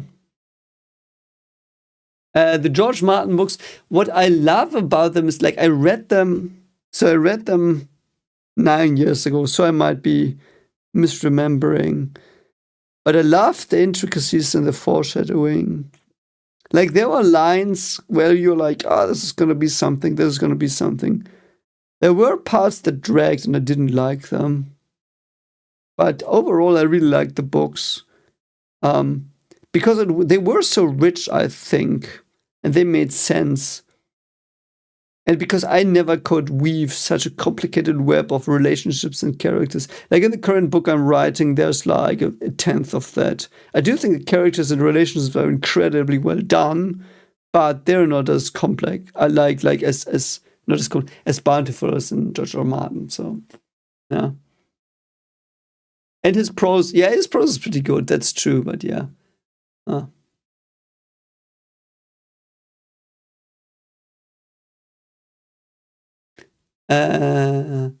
The Chosen One says he loves stories like Vinland Saga that make a point, consistently scrutinize that point, and show how it has ups when tested. Yeah, that's true.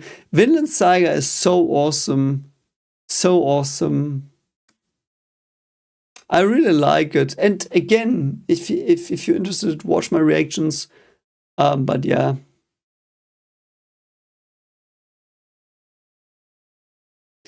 Yeah, Feurisil says, oh no, wait, Angel Flow says, I do like that the father of Historia's child is random.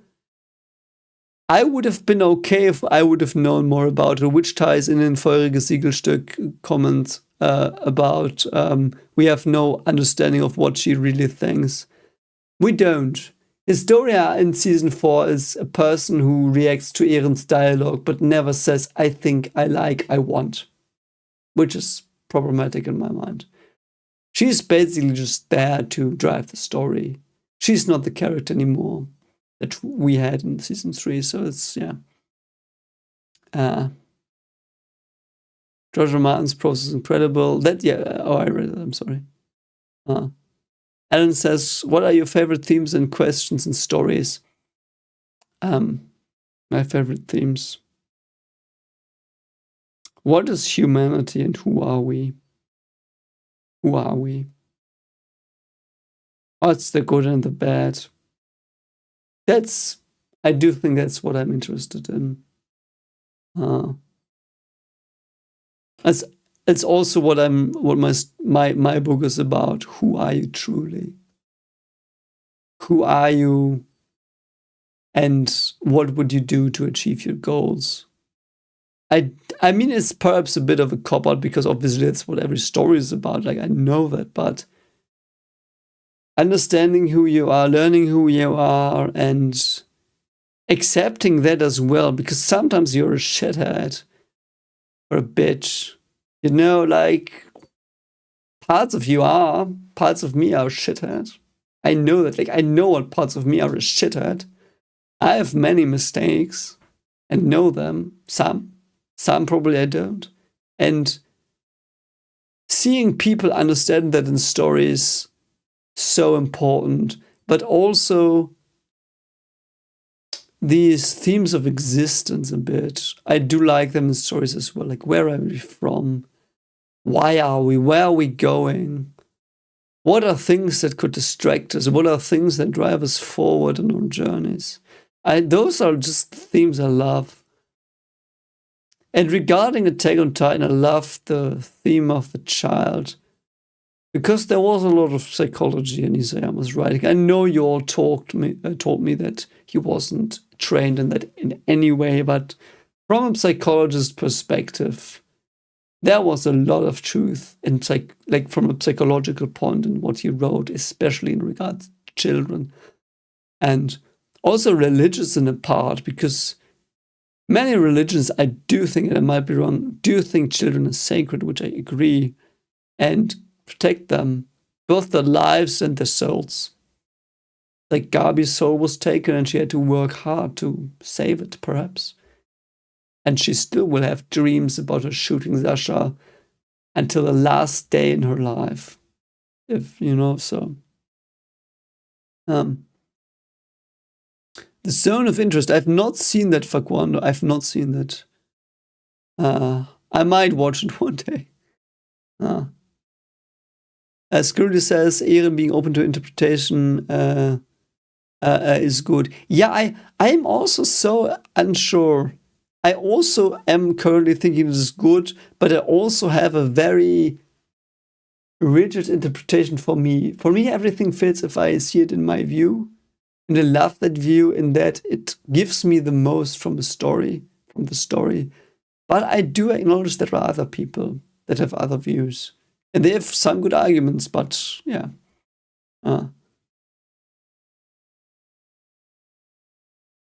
I've been tired with arguments of whether Eren is right or wrong. That is, is Eren right or wrong? Depends on the scale. If you're like, in a year, he's right. In a year, he will save his people. In 5 years, his people will do what everyone does, kill each other again, infighting. And it is acknowledged, it is hinted at in the background, especially in 4. I do think it's 421 or 422. It's really heavily hinted at. But he doesn't acknowledge it. Like, in short term, it might be a good solution, but it's naive and short-sighted. So is he right or wrong in the short term? He's right. Yes, I do think he's right on the short term. But life's not short term. It's long term. There's a future. Don't know, yeah.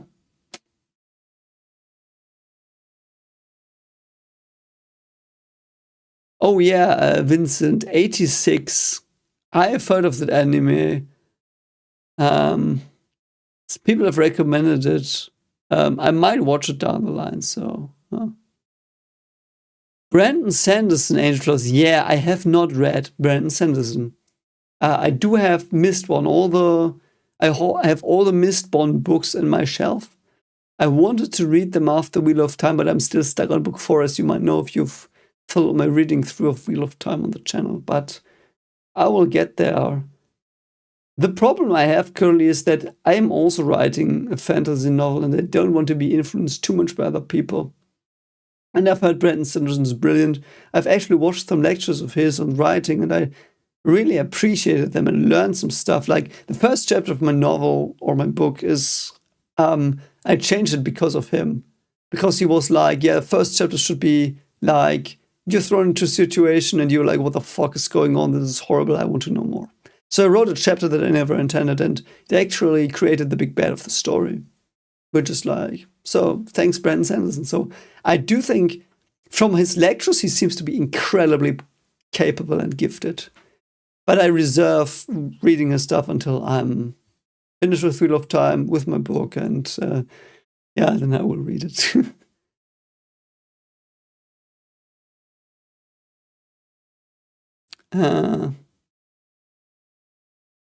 Angel Flaw says I got to read Wheel of Time. Yeah, reading I can recommend reading it. Like I read it on the channel.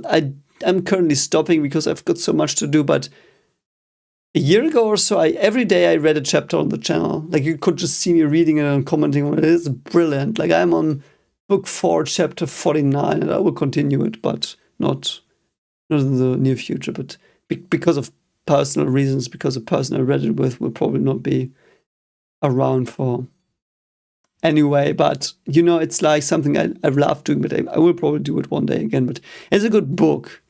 It's very good, serious, and I can recommend it a lot.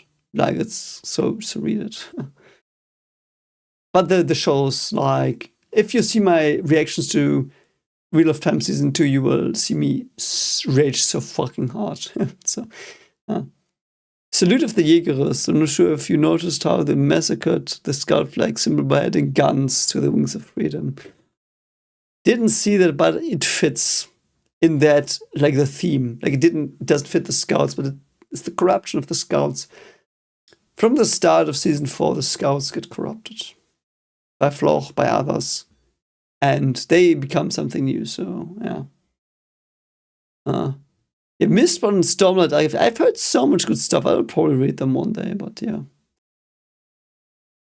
Angel Flaws. Yeah, the good thing is with being inspired, like I finished the book 60% I'm writing currently. And it basically writes itself because I always wanted to write it and I never knew I did. But so I do think if I finish book 1 of the series, which will probably be 6 books, I will have found my way of writing my voice for those books, and I can hear other voices. But the thing is, for the first book, I do think it's detrimental if you read other stuff. I do think you should read a lot of other stuff before you start writing, because obviously other people have done it a lot better than you could ever do, so you could, like, you know, get a feeling, but yeah.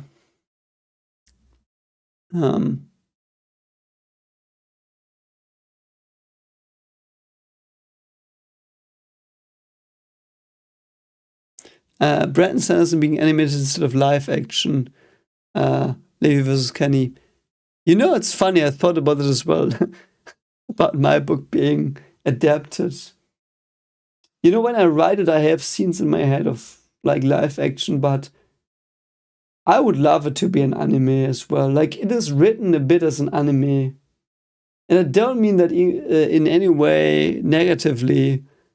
Like it is, some things are feeling anime-esque because it's, you could argue it's an isekai, but it's not really because it's completely different from isekai that exist, but it's technically one. And I also plan on doing a Kickstarter next year for it, and one of the stretch goals will be light novelization of it. So that, like, translated it into Japanese. Because I do think it will lend itself to it, and it has the spirit of an anime. So it depends on what the writing style is. Like for Brandon Sanderson, I don't know what his writing style is. If he does stuff, if he writes stuff that is very fantastical, you know, where the effects would pull you out, or where it's too much money to do backgrounds or whatever, you know, I do think an animation is better.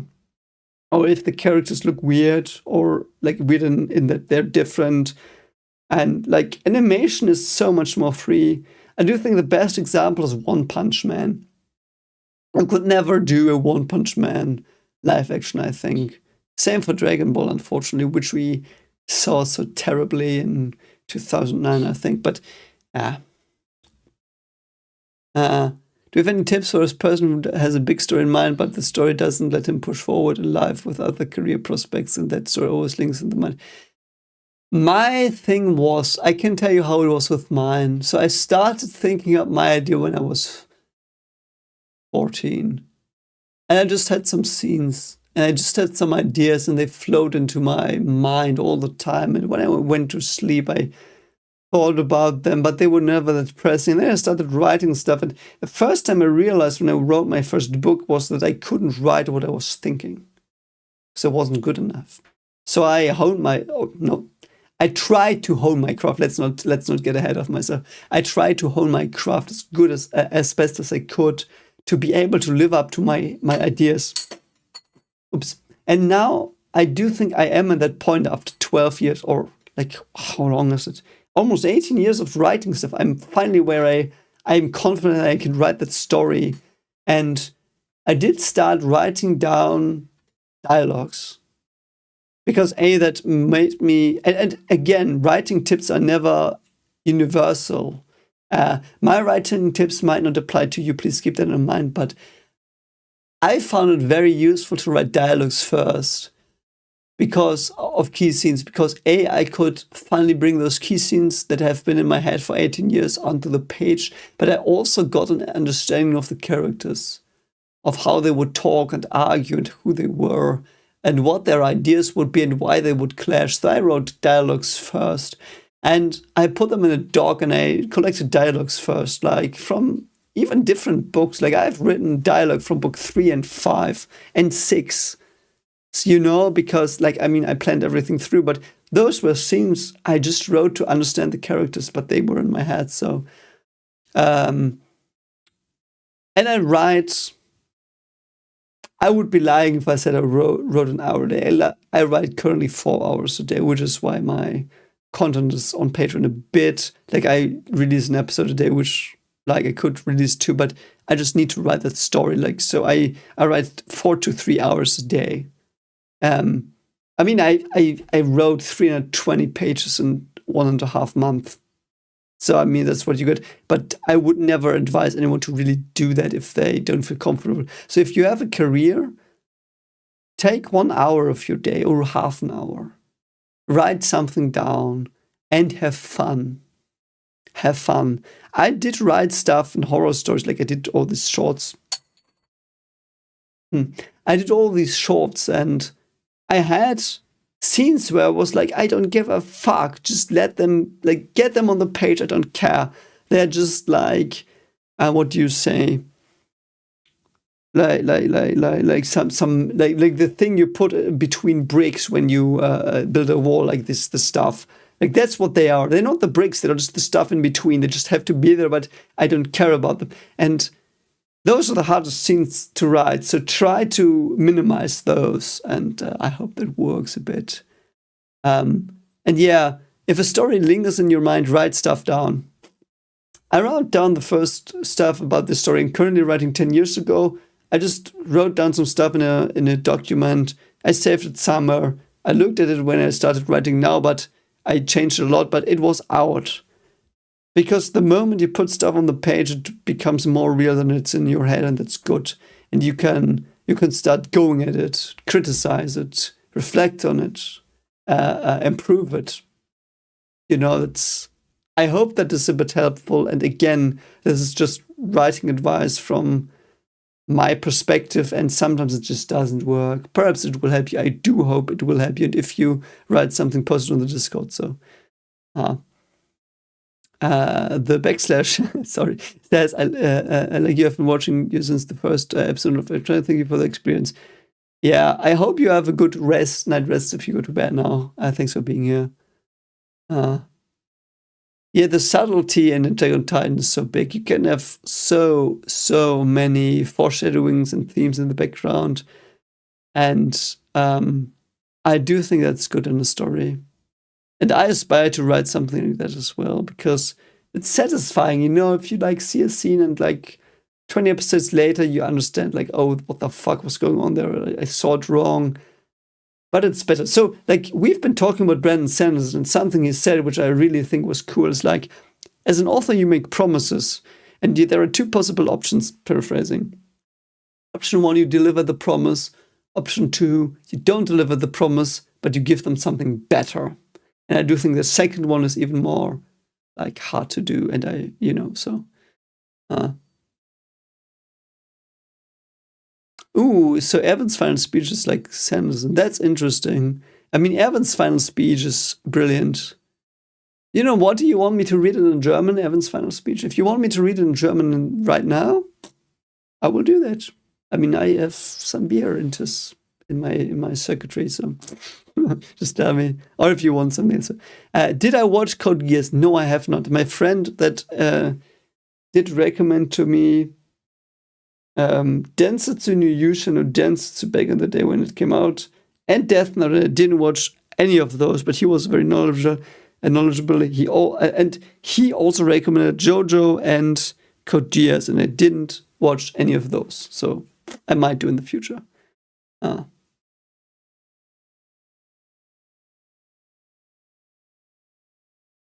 Yeah, folks, I agree. Animation is like the fantastical elements or these spiritual things or like the composition of the shots. It's just a bit easier to control as well. So, yeah. Ooh, you had Code Geass spoiled to you. I'm so sad. That's bad. I don't even know what it's about. I do think it's about a guy with an eye and there are robots. So, I mean, in Evangelion, there are robots as well. I love them, so I don't know. I never thought I would love mecha anime, but perhaps I do. Yeah. I do think I caught up with the chat. That was fun. That was good. So if you want, I can do the Erwin speech in German as a goodbye today. But I'm not gonna scream Erwin's speech. If you meet me in a convention, I will. I will go to the book fair in Leipzig next year. If anyone's there, you can meet me. And I might scream that out, but currently my wife and my children are sleeping. So shouting it out would be pretty rude, don't just think. So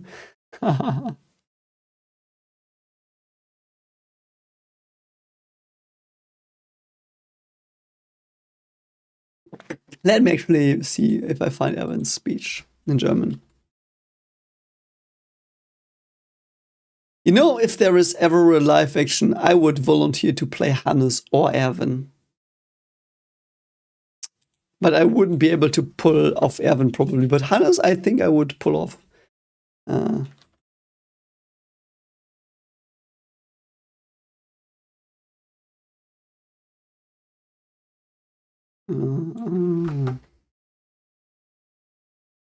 So, oh yeah, this could be. Oh yeah, there's someone who.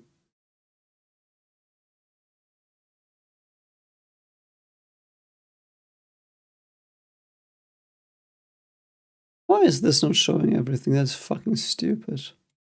So there's half of it.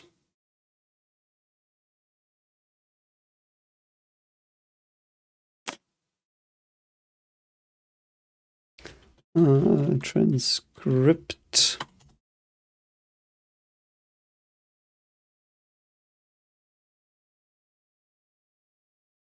So there it is, but it's only halfway done. It's so fucking stupid. Why can I?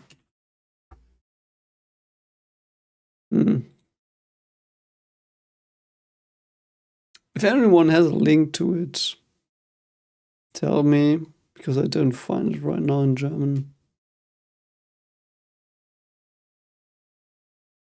So sad.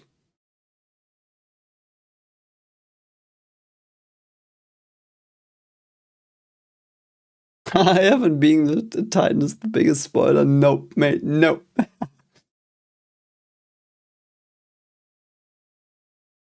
Live action fan cast. I don't know. I would have to think about that. Patrick Stewart as Pixis would be cool, though, yeah. Man, Colossal Titan being big bad, those were the days, holy fuck.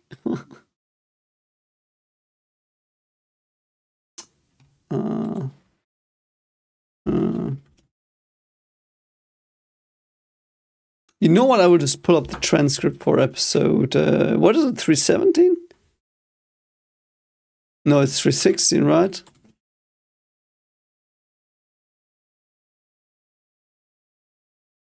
How did to get to that?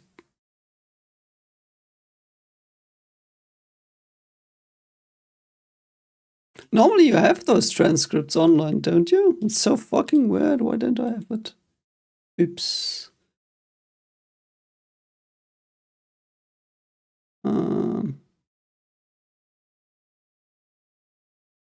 Of course, they don't have the transcripts.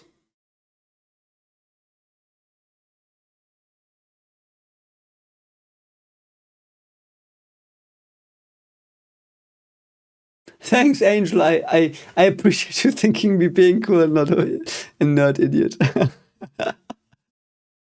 Hope you have a good night, though. We'll see each other on Friday, perhaps.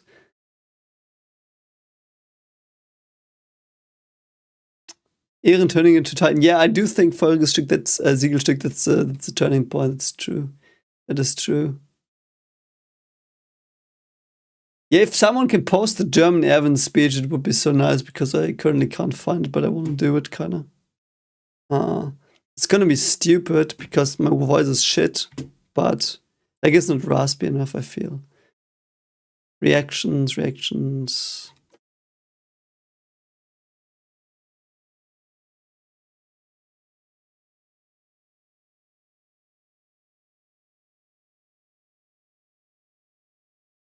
Perps here.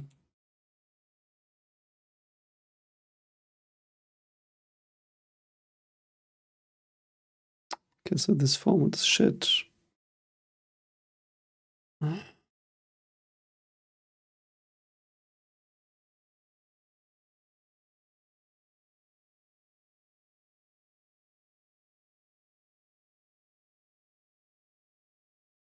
So let's see.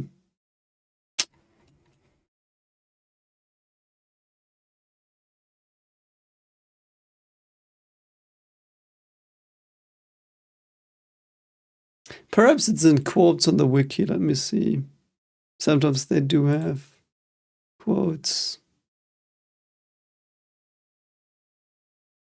Nope, they don't. Of course they don't. Why would they?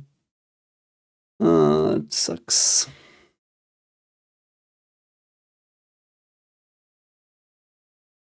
Oh no, it's suggesting TikTok to me. I'm not gonna go there. No, thank you.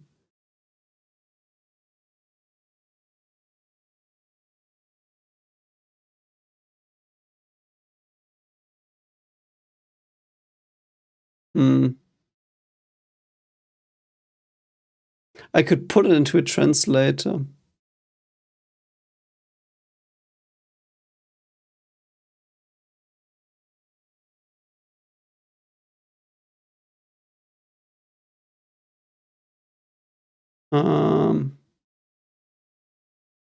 So I could just put it into a translator. If that's okay for you, we'll just do that.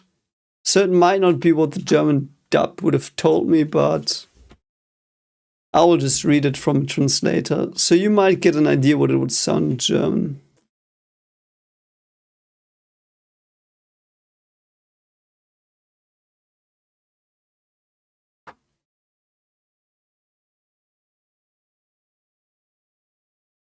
Okay, this translation's already shit, but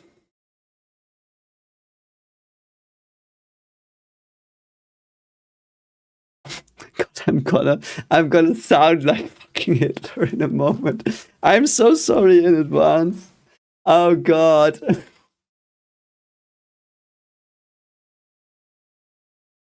But the translation is shit. I will wait if someone can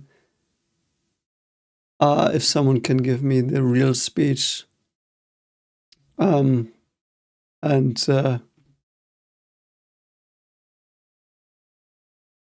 you know what? I will Yeah, I'm using DeepL. Like, you know what? I will just pimp it a bit as a writer. It sounds so dumb. I hate saying that. Oh, I will just pimp it a bit up, pimp it up a bit. Um, uh, let's say rage. What do I even translate it? I will just polish it up.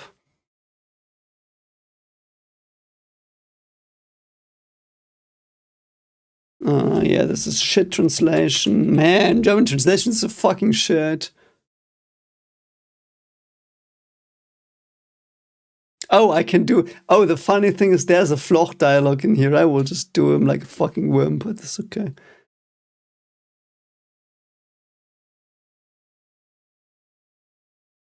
Let me read it. I might be a bit silent for half a minute.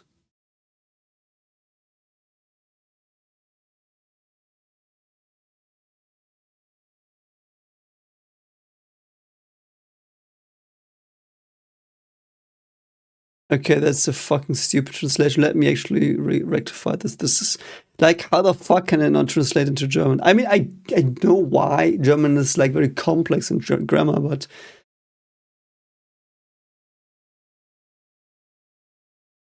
okay, this is stupid. I will rewrite this a bit. I'm sorry. And if you have something for me to read in German on Friday, just prepare it, post it. I will do it.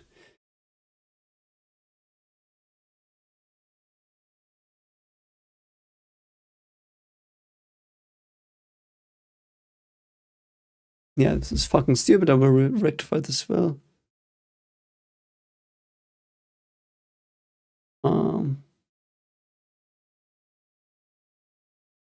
Okay, I will rectify this word.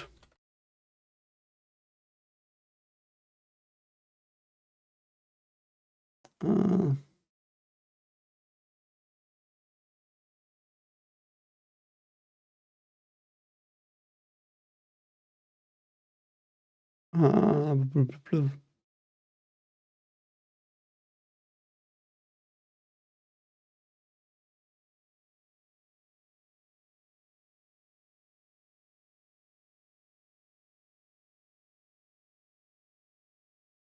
Okay, so I do have it completed now. So, oh God, prepare for my Ehren speech that sounds like Hitler and will probably be shit. So,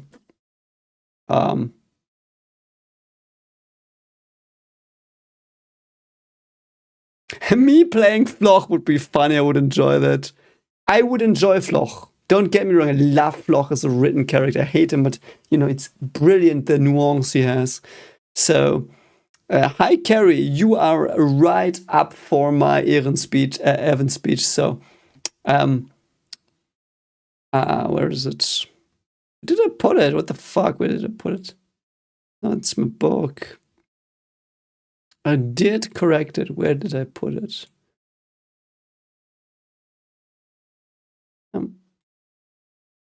Oh, there it is. Okay. Okay, so are you ready for my Erwin speech? So Erwin will be like this. No, no, no, no. Or you know what? Evan will be in my normal voice, and Flock will be a very high pitched voice because he's a bitch. So let me grab another apple juice.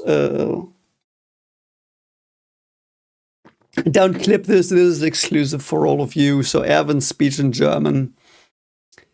Es hat keinen Sinn, hier herumzustehen. Ihr würdet nur von weiteren Felsbrocken überschüttet werden. Macht eure Pferde bereit, beeilt euch.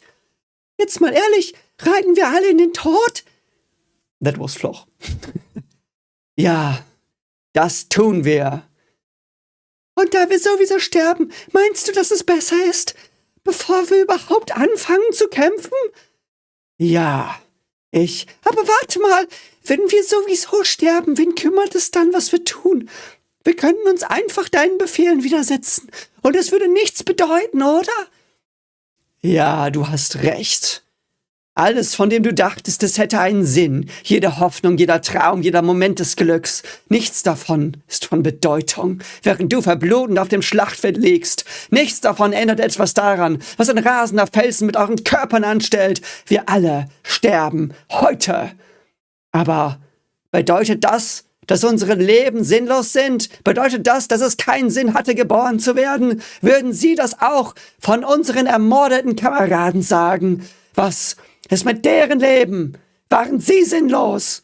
Nein, waren sie nicht. Ihr Andenken dient uns allen als Beispiel. Die mutigen Gefallenen, die gequälten Gefallenen. Ihr Leben hat einen Sinn, weil wir, die Lebenden, uns weigern, sie zu vergessen.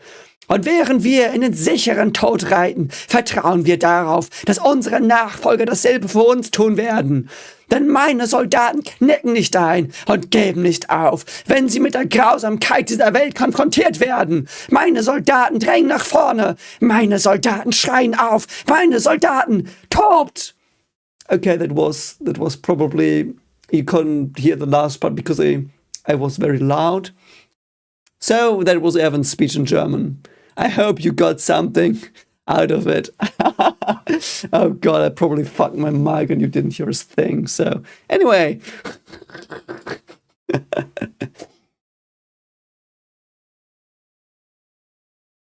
So to Evan, who was one of the best characters I've ever read.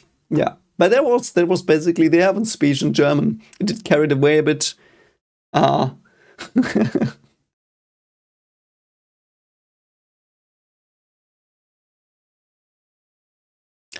Give offer your hearts in German is that's there are several translations for that. I do think it would be opfert eure Herzen, but I would say gebt eure Herzen is a bit better, I think. So yeah.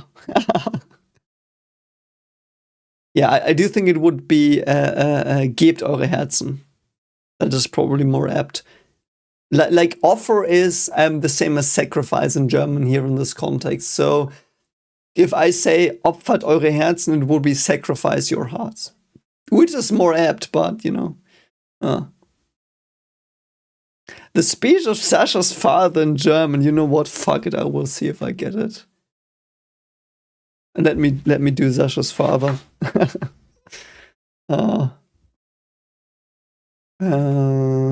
What's his name? Braun, Mr. Braus. What is Mr. Braus's first name? Braus speech Forest.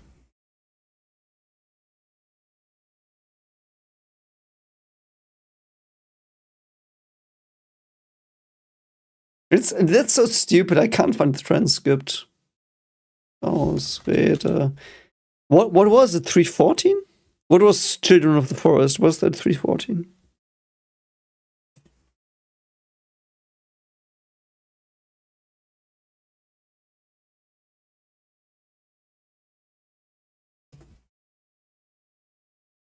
No, that's Thunder Spears. I'm at season 4. I don't know why the fuck I think I'm at season. Savagery. Nope. 14? Yeah, it's 13. Okay.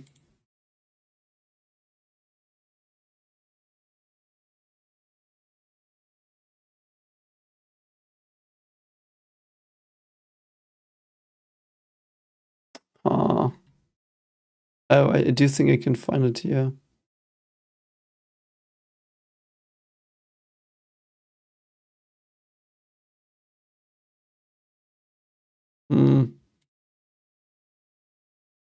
I would have to do Nicola. I don't know if I think I can do that.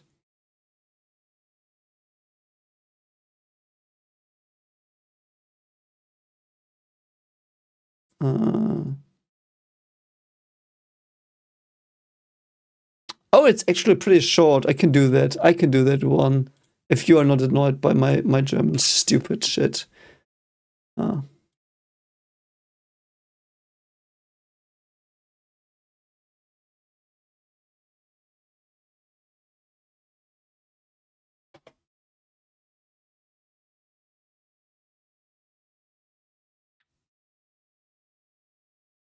Let me actually think if it was a good thing, if it was a good translation.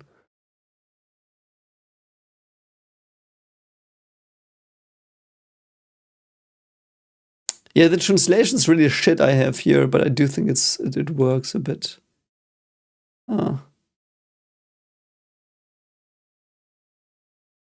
Yeah, for research, I know gibt is plural, but I would say it is more military like.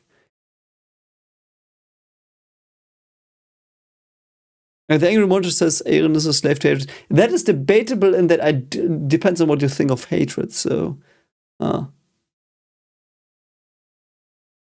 Arthur, really? Mr. Browse is called Arthur? Holy shit, that's interesting. Arthurian.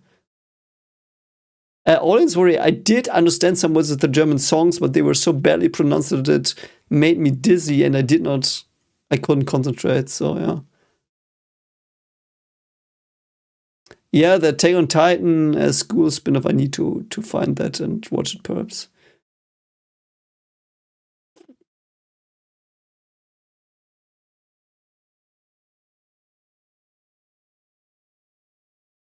Yeah, Folge Siegel, as you are a German as well, I don't know how much you understand, but I don't understand as much as well. And you can also judge my German better than other people. So here is Mr. Browse's dialogue. And I will just perform it a bit more sadly as he said it. And the what will be Nicolo. So don't be confused. So, Sascha war eine Jägerin. Was? That was Nicolo. Schon als kleines Gör schoss sie im Wald auf Ungeziefer, damit wir es essen konnten. Das war einfach unsere Art zu leben, aber ich wusste, dass wir diesen Lebensstil eines Tages aufgeben mussten.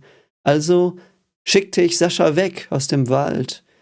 Sie ging in die Welt hinaus, wurde Soldatin, schoss auf Menschen und wurde selbst erschossen. Am Ende verließ sie zwar unseren Wald, aber die Welt selbst ist ein großer Wald, in dem jeder um sein Leben kämpft. Ich vermute, Sascha starb, weil sie zu lange im Wald war. Wir müssen die jungen Leute aus dem Wald fernhalten, sonst können wir nicht verhindern, dass es wieder passiert. Deshalb ist es an uns Erwachsenen für die Sünden der Vergangenheit einzustehen. Okay, that was his dialogue. I know that was not a lot. I hope you got something from it. So,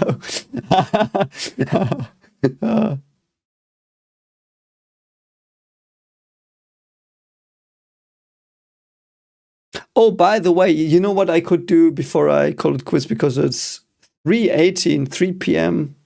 I do have vacation currently but I could do the Appleseed lyrics. I could read them to you if you want for the end, and then I will call it quits. Is it Appleseed or You See Big Girl?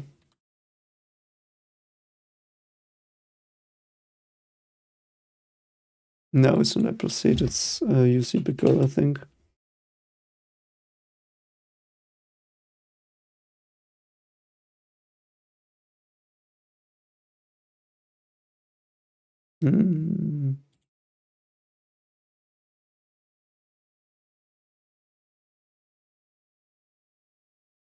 Yeah. I could do that if you want.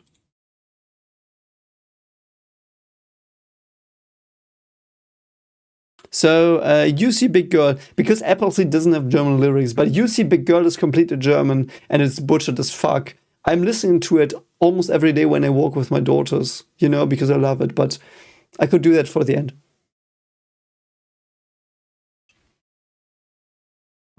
And then we will see each other on Friday, perhaps, for the character rankings if you want.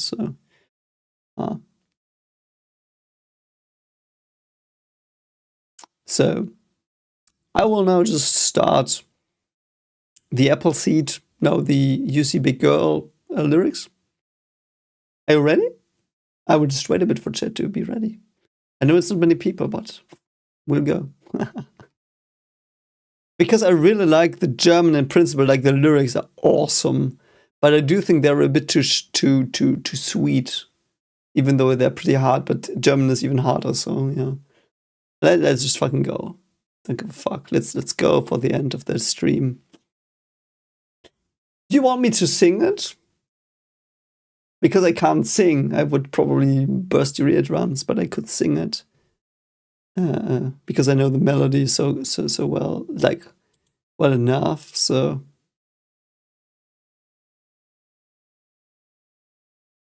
let me actually go through it in my head.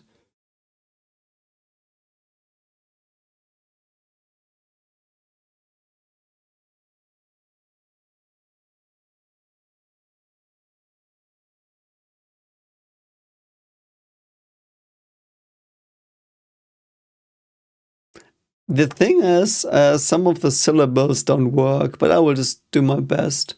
So don't clip this. I will now half sing You See Big Girl in German. It will be better German than the singer does, but the melody and everything will be so bad you will have bleeding ears. But you know what? Fuck it. Oh god. Oh god. I don't know if I can do it. I'm a bit like, it will sound like shit. I've not heard the performance of the song, but yeah, Carrie, exactly that. Let's fucking go. Alles Lebendige stirbt eines Tages, ob wir zum Sterben bereit sind oder nicht. Der Tag kommt sicher. Ist das der Engel, der vom dämmernden Himmel hinunterflog? Ist das der Teufel, der aus der Felsspalte herauskroch? Tränen, Ärger, Mitleid, Grausamkeit, Frieden, Chaos, Glaube, Verrat. Wir werden gegen unser Schicksal ankämpfen. Wir dürfen uns nicht unser Schicksal ergeben. Mit Trauer und Entscheidung im Herzen zeigen wir den Willen weiter zu gehen. Niemand darf eigensinnig seines Lebens beraubt werden. Mit Trauer und Entscheidung im Herzen zeigen wir den Willen weiter zu gehen. Niemand darf eigensinnig seines Lebens beraubt werden. Yeah, this sounds like there should be more, but that's the end.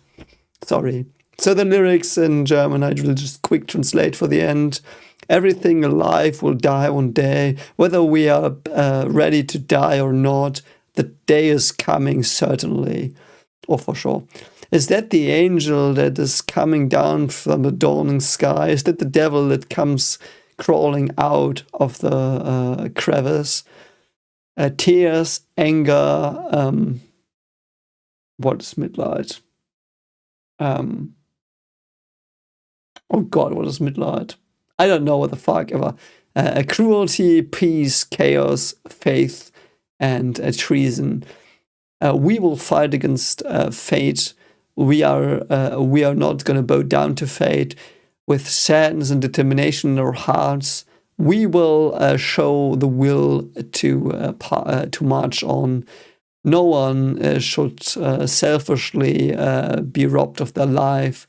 With sadness and determination in our hearts, we will show the will to move on. No one should be robbed of their lives in selfishness. That's the lyrics. So I do think that's, yeah, it's compassion. Thanks, Focus. Yeah, it's compassion. So that's everything you get from me now, I think. Yeah, the Angel Flows, I hope you liked the German intonation. I do think I fucked up the melody twice, but that's how it sounds in German. And Holger Siegel, you can say if my singing is shit, but I hope you agree that German was pretty on point.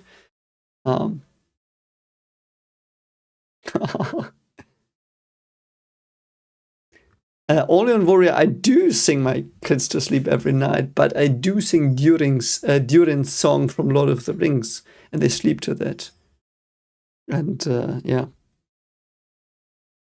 Yeah, I do sing them good nights. Like Durin's songs, I sing Durin's song to my kids. The world was young, the mountains green, no stain yet on, the moon was seen. Yeah, I love that song and they love it too, so. Anyway, I do think we overstayed our welcome a bit. I talked a lot of stuff, and I hope you enjoyed the stream a bit as well. We will hopefully see each other on Friday. I do think I will try to be there at 11 p.m. Eastern European time. And we will do the character rankings, but I just wanted to talk to you after the premiere of the finale. So I do hope you did have some fun times today. Hope your eyes are not bleeding too much, because I really am bad at singing. Like, my melody is bad. Like, I do think I'm pretty good at reading German, because I've read some audiobooks as well. But yeah. Yeah, Folgerseed, I lost the end. I just didn't remember the melody. I really fucked it up, but. So, next week, by the way, there will be the ending 6 to 9 of Attack on Titan and the Mikasa OVA and Friday the live stream. So, I hope you all are doing pretty well. And yeah, please go to sleep. Please go to sleep. It's past 2 a.m. You know what that means. Just enjoy yourselves. Get a good night's rest. Dream well and don't have nightmares. And I will see you hopefully soon. And if you don't return, sayonara, Sasagio. But